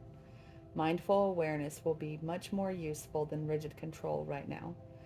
This card reminds you to stand strong in your beliefs and desires and to remain steady as you bring compassion to your current situation. You are powerful, and your purity of heart will be a beacon of strength and inspiration to those around you. And the affirmation is, I deliberately bring my compassion and strength forward, and I use them for good. So, I'll look for those shadow things this week, and when they crop up, I'll remind myself to deliberately choose to bring my compassion and inner strength forward and use them in a good and kind way. No matter what my ego says. And that's all the shadow side is, in my opinion, is ego. So we've got the stuff our soul says and does, and stuff our ego says and does. Soul is light, ego is shadow. And usually wrong. Well, pretty much always wrong. if only if only soul or ego is correct, it's always the soul. The soul is always correct. Sometimes your ego manages to come up with agreement with soul, and then it's not wrong. But, you know. Sorry, I bumped the camera. Okay, moving on to the oracle cards. First, we have flexible, which is number 19.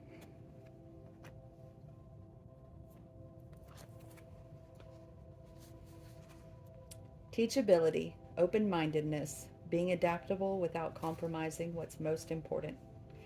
The oracle's message: a tree's roots are solidly planted in the ground, yet its branches can bend in a hurricane, whereas a rigid structure like a building would come crashing down. Consider how the tree remains supple and secure when everything around it may be in shambles.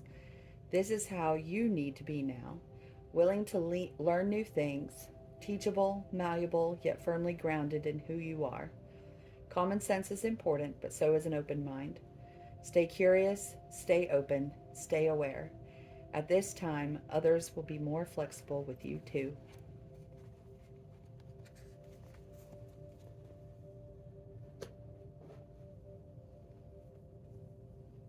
Next, we have third chakra, Archangel Shamuel, and I have to say, 3 of the groups got chakra cards, and none of them matched the groups they were in. Spirit has a sense of humor, and this is card number 37.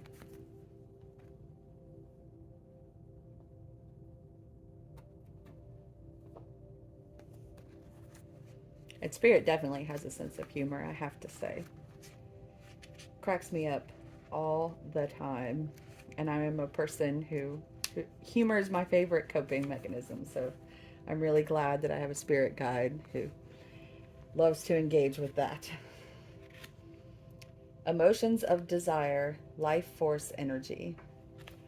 The powerful Archangel Shamuel is holding a beautiful sphere of golden light at the solar plexus, which is the location of your 3rd chakra and the center of your life force energy.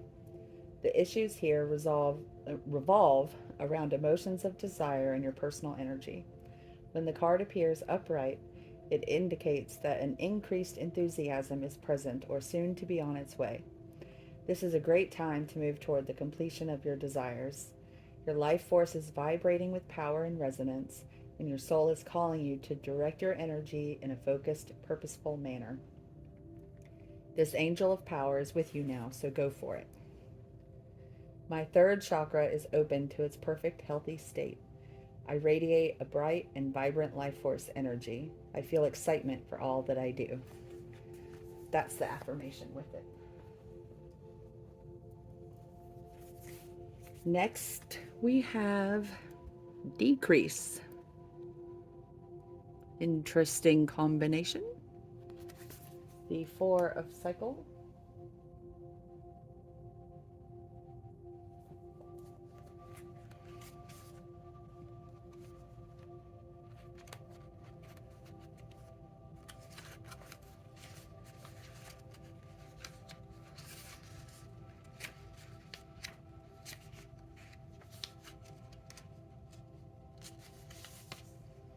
Cycle of reducing energy.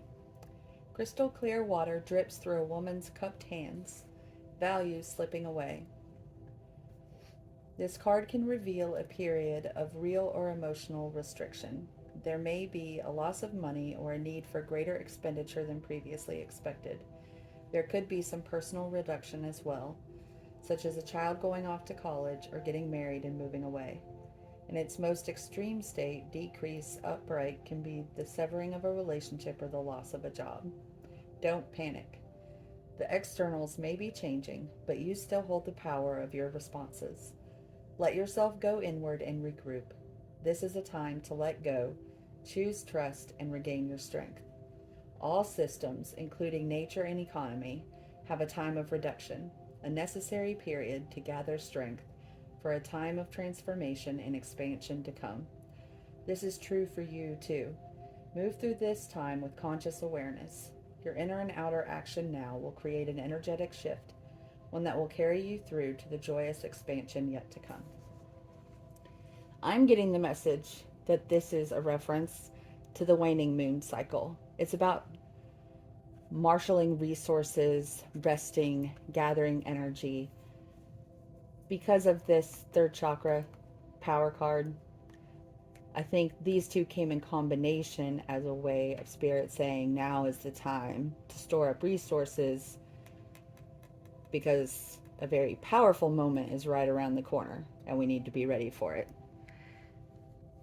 I don't get the sense that this is about any other kind of decrease. Basically, decrease our use of energy so that we're ready for this. And there should be an affirmation. Yes, the affirmation with this card. I am strong and self-directed.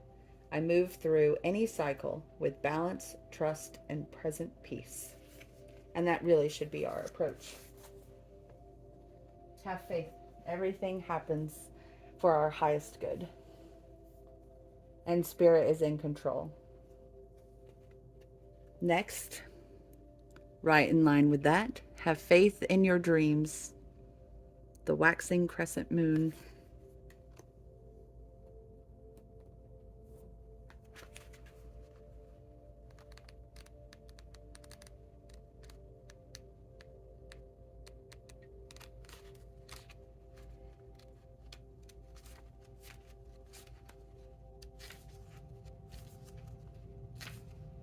If I can find the page.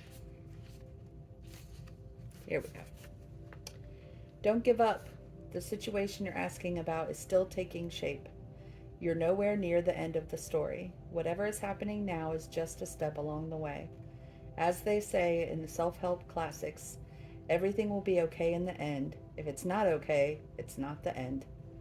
However, the waxing crescent moon card is a reminder that you must still keep working toward whatever it is that you want.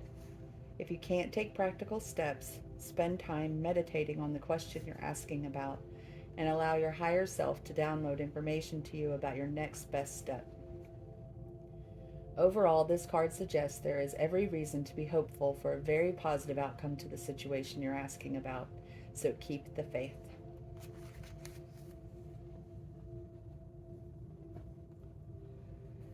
Let's see what our lesson is for the week. Well, this fits. Perseverance.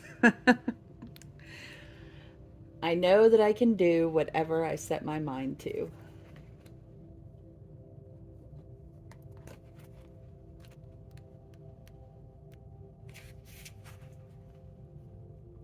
As a soul, you are on a mission in this physical dimension. You are the only one who knows the correct path to take. Your intuition, your connection to spirit, is your compass. You have the power to stay the course, and you are stronger and more determined than you might first think. In order to experience many successes in life, you must mature and realize the strength within yourself and the quality of inner courage. Life doesn't just happen, we must make it happen. It is natural for us in this human school to shy away from what we believe to be difficult, because we concern ourselves with how others will perceive us. We are afraid of failure, ridicule, or coming up short. Now is the time to make the proper changes and take risks and do things you never thought you could before. Your soul must learn to become aware of its inner strength. Live the joyfulness your soul yearns for and engage in activities you have always wanted to try, but were afraid you'd fail at.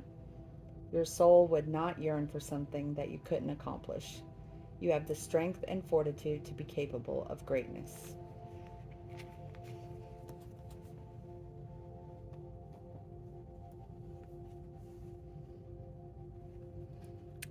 Embarking on an adventure. I savor the wonders of the world.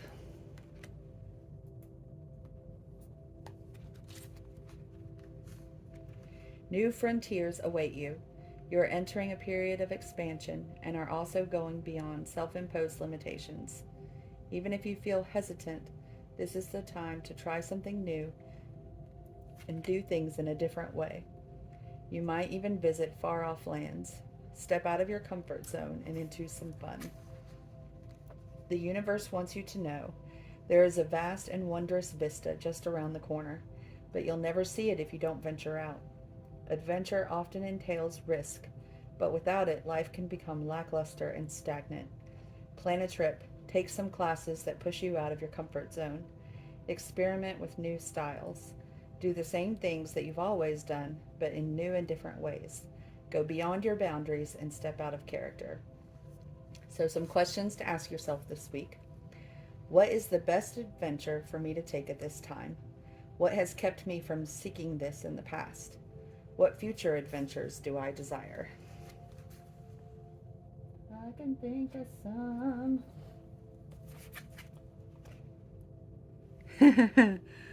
Oh, I love it. Be clear on what you want. But that's so hard. I want all the things. Put action to your goals. Make them a reality. And this is card number 27.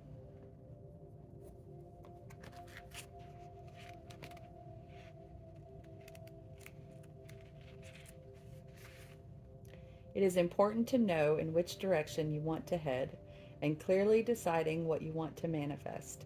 It is good to set goals and to revisit your goals every 6 to 12 months to make sure you are heading where you want to go. Make the decision and step out to achieve it. Put action to your goals to make them a reality. All right, I'm just going to interject here. I don't really work that way. Me and Spirit have an understanding. Spirit tells me the next step to take, and I take it. I would love to know the whole big plan, like 6 to 12 month plan. But Spirit won't tell me the plan. And I asked why. And Spirit said, Amber, you have never made a single recipe without changing it before you've even tasted the outcome. And so I'm not telling you the recipe because you'll think you know a better way to do it. And I'm like, yeah, that's fair. That's totally fair. And I stopped arguing. Yeah, so I don't get to know the recipe, and it's better that way.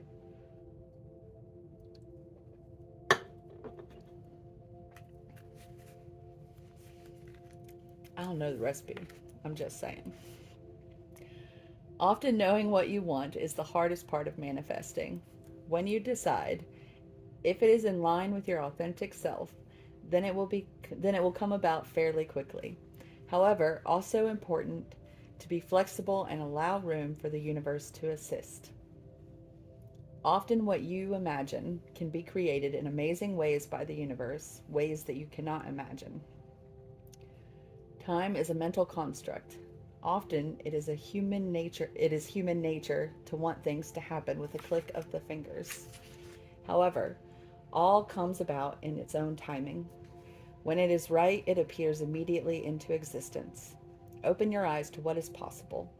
Take notice of what is happening around you. There is much you can gain and learn from others, and much they can, in return, learn from you. Never underestimate the power of love that you have. By loving who you are, where you've been, and where you are going, anything is possible. Balancing your power is what I see here. Before you doubted yourself, you gave your power away to others. Now you are bringing it back. And look out, world. The power of you will be, is right now. This is written so strangely. Now you are bringing it back, and look out, world. The power of you will be, is right now, something to behold. Blessings, dear one. You are life as is, beautiful, fresh, desired by all. Be love always. And finally, my favorite oracle deck. Oh, I love this card. Rainbow Waterfall. Miracles. We have miracles this week. I love it when miracles show up. Those are the best weeks.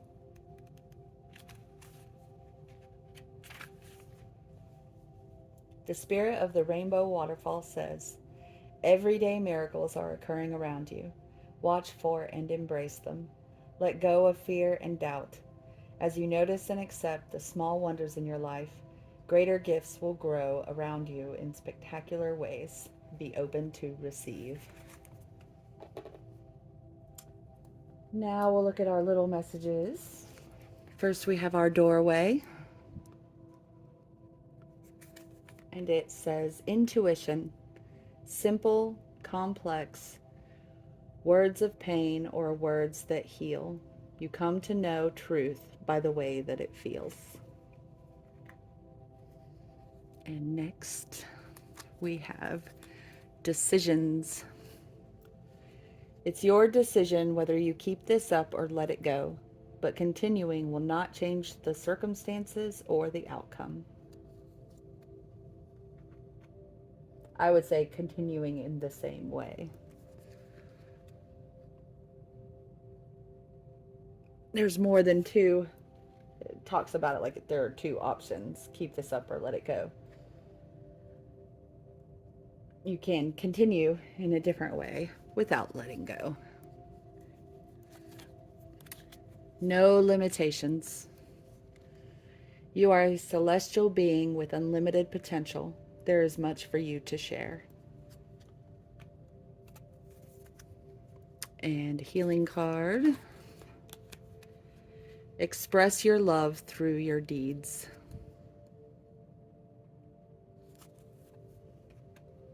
And our flower, Daphne. What pleases us most shapes us. Now I have a secret for you guys. Because there are 2 additional cards that I do.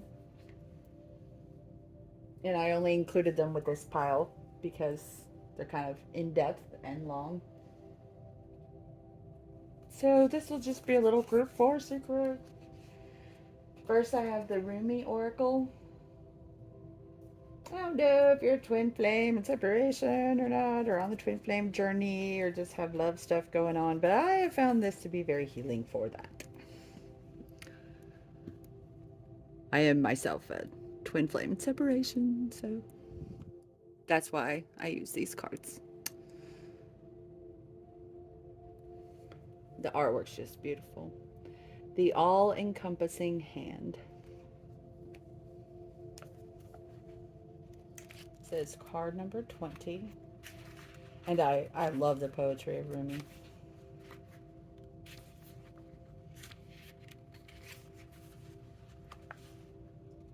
You are the essence of my existence.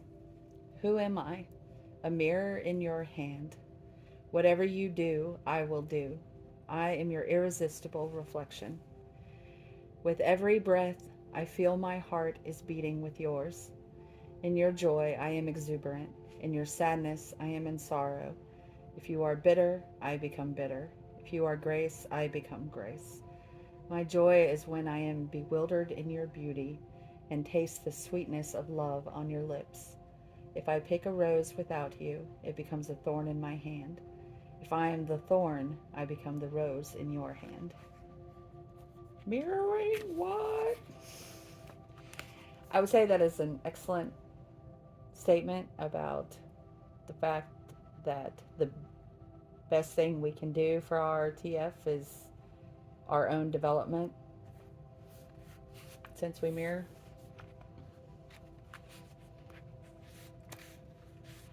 Be the lighthouse. I feel like I want to make a t-shirt or something that says that for like all the TFs out there waiting for their twins to find the light. Be the lighthouse. Yeah. I think it all gets summed up in that. Be the lighthouse. I have held your hand in mine for so long that I have long since ceased to distinguish where your sacred flesh once felt separate from mine. This sacred grasp pulses with love divine, and there is one hand, holding and held, one being, loving and loved, though we may appear by less ecstatic angels to be two. The love that gives us this handfast, beloved, is so powerful, we could spin the entire universe upon its axis, and still our hands would be joined, gently and yet enduringly, in unfailing love and sublime friendship. Perhaps you are in need of reassurance, dearest one. Perhaps you have been feeling somewhat alone on your path, or struggling with a matter deep within your precious, beautiful heart, and speaking of it to no one. Such loneliness that can foster in the heart. With no other to bear witness to your life experience, you may question your life, your sanity, your truths, and create doubt where no doubt need be. This must stop now. You are worthy of so much more, and this suffering is not essential for your growth now. It is time to let it be and to open up to the touch of grace. So this oracle comes to you as the hand of the divine. It is the all-encompassing hand, the hand that has no limitation upon the blessings it can bestow, upon the troubles it can lift from you, upon the tenderness it can communicate to you through sacred touch. Allow that divine hand to reach for you, beloved. Do not turn it away. Do not let old shame, guilt, or mistaken notions of false independence keep you from accepting this heavenly hand. This hand reaches to gently wipe away tears of the past. It will deftly unravel the ties that have bound your own hands, preventing you from fully giving and receiving, according to your worth, which is incontestable and without limit. This divine hand will reach for you in your meditations, your sleep, and your prayers. It will reach for you through life circumstances, through the smile or hug you receive from another, or the touch of another human being. It will reach you through the song of a bird, the falling of leaves, the soft fur of a beloved pet, through song lyrics that seem to speak what you are feeling deep inside, or the colorful dress of the stranger across the street who catches your eye and makes you smile. This divine hand is reaching for you now through this oracle. Yes, says the great beloved, I am reaching for you. Yes, I know you. You are my own.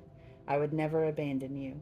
Perhaps you have turned from me unknowingly, forgotten how much I love you because the world is in a forgetful daze too, and ignores the caress of the breeze, the joyful acknowledgement of every sunrise, and the reverence made radiant in every sunset. Life is the touch bestowed by my hand. Shall you receive me? Let me love you. Let me restore your soul and remind you there is nothing to fear now. Come, lay down your weapons and your fear for this moment. Quit using that mouth to cry for war or to cry in despair. Bring yourself to my table and use that mouth to taste some bold and rich wine instead. Enjoy with me, in this moment, the unbreakable bond that lies between us. Allow me to bring the cup of wine to your lips. Behind your head, so gently, lies my all-encompassing hand. Know the peace of my love so deeply can it register with you now, that you shall never again forget it. This oracle comes with a particular message for you. There may be a situation or circumstance in your life that you may feel is somehow unable to be solved. This oracle comes with reassurance that there is nothing beyond the reach of the divine hand of grace. All can be solved. All can be resolved. There is always a higher, better, more beautiful outcome possible. You are asked to pray using the sacred honoring ritual, and to do so with conviction. The divine has this situation in hand, and all is unfolding as it should be. Ask for help each day by saying, I ask for help this day in all ways, through unconditional love. Thank you. You can be more specific in your request, asking for help in a particular relationship or project too, if you wish. The divine wants to lend you a hand. You must ask for help first, however, so ask. Empower that all-powerful hand of grace to bless your life in all circumstances, relationships, and situations that have been or are yet to be for you. Sacred honoring ritual.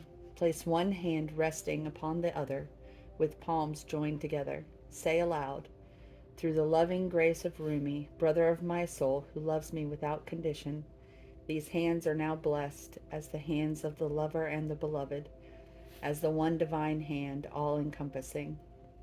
I am blessed, protected, nurtured, and received. I am touched by the divine with compassionate mercy and loving tenderness. I call on the hand of grace to touch, heal, bless, and protect all aspects of myself and my life journey. Through divine grace, so be it.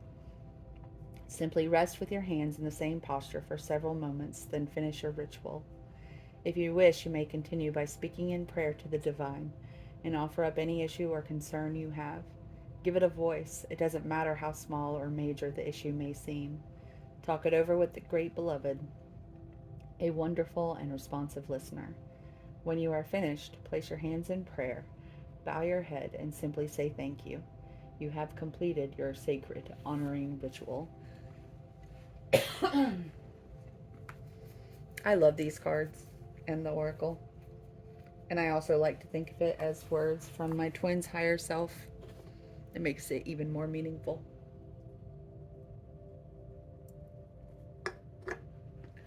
But it's a lot to read, so I'm only doing it in pile 4. And one more. Lightworker Oracle. So this is the last card. If you're not a light worker, you probably won't be interested. If you are a light worker, we have number 33, Master Healing.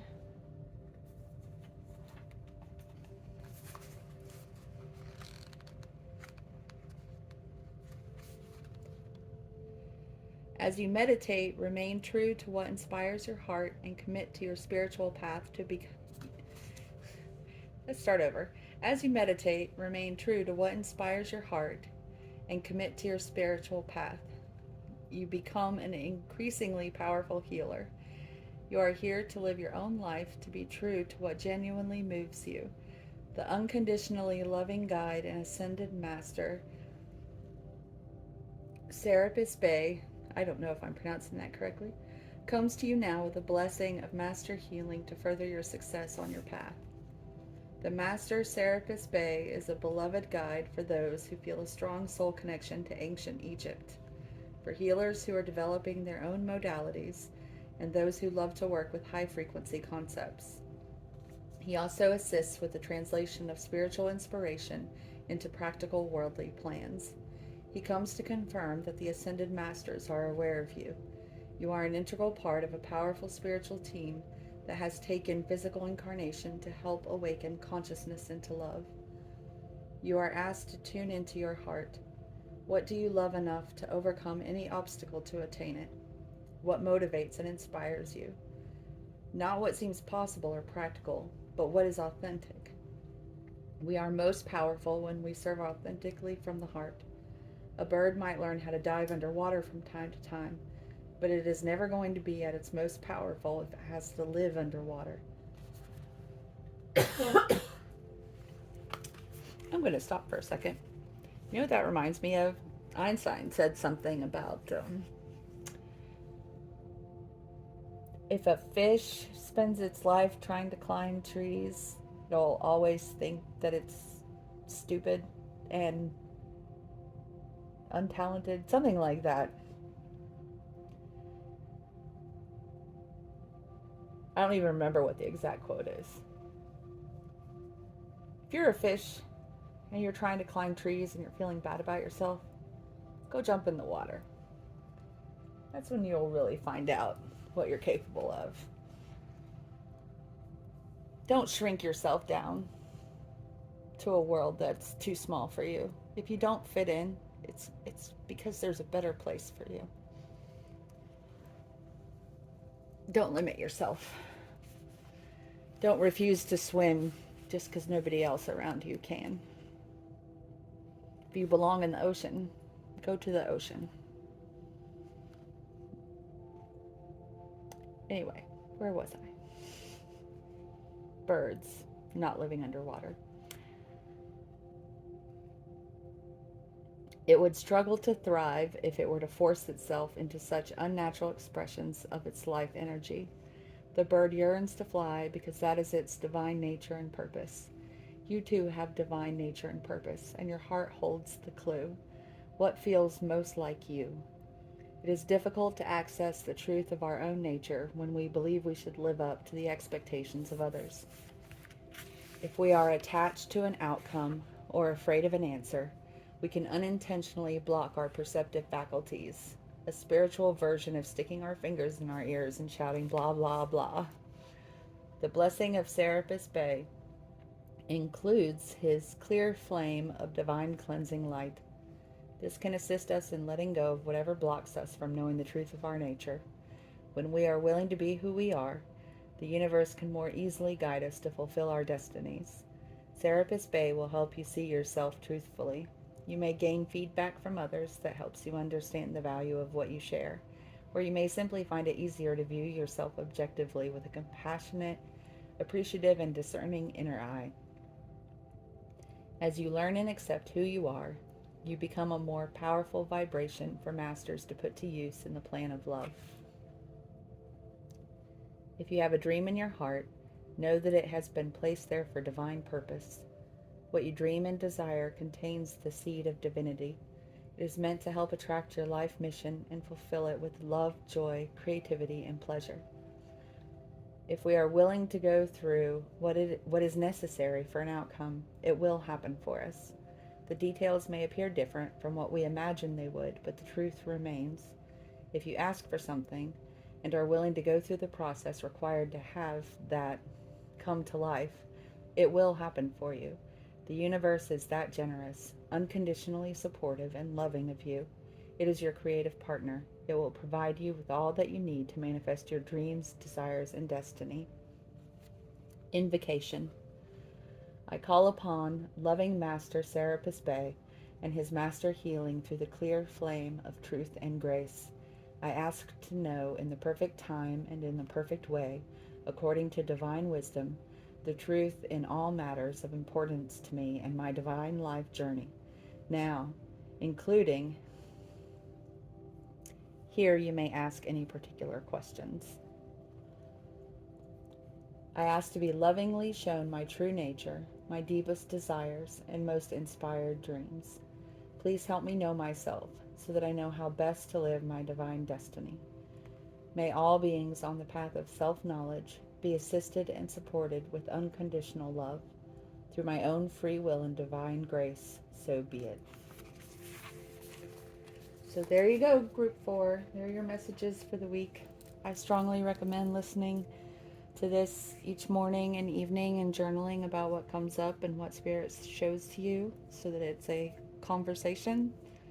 It really helps you get closer.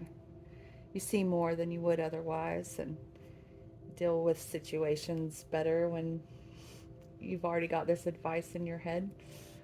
And it can be easy to forget during the week. That's why I suggest listening again. Don't forget that you have a beautiful and perfect soul inside of you. I love you, Group 4. Bye-bye.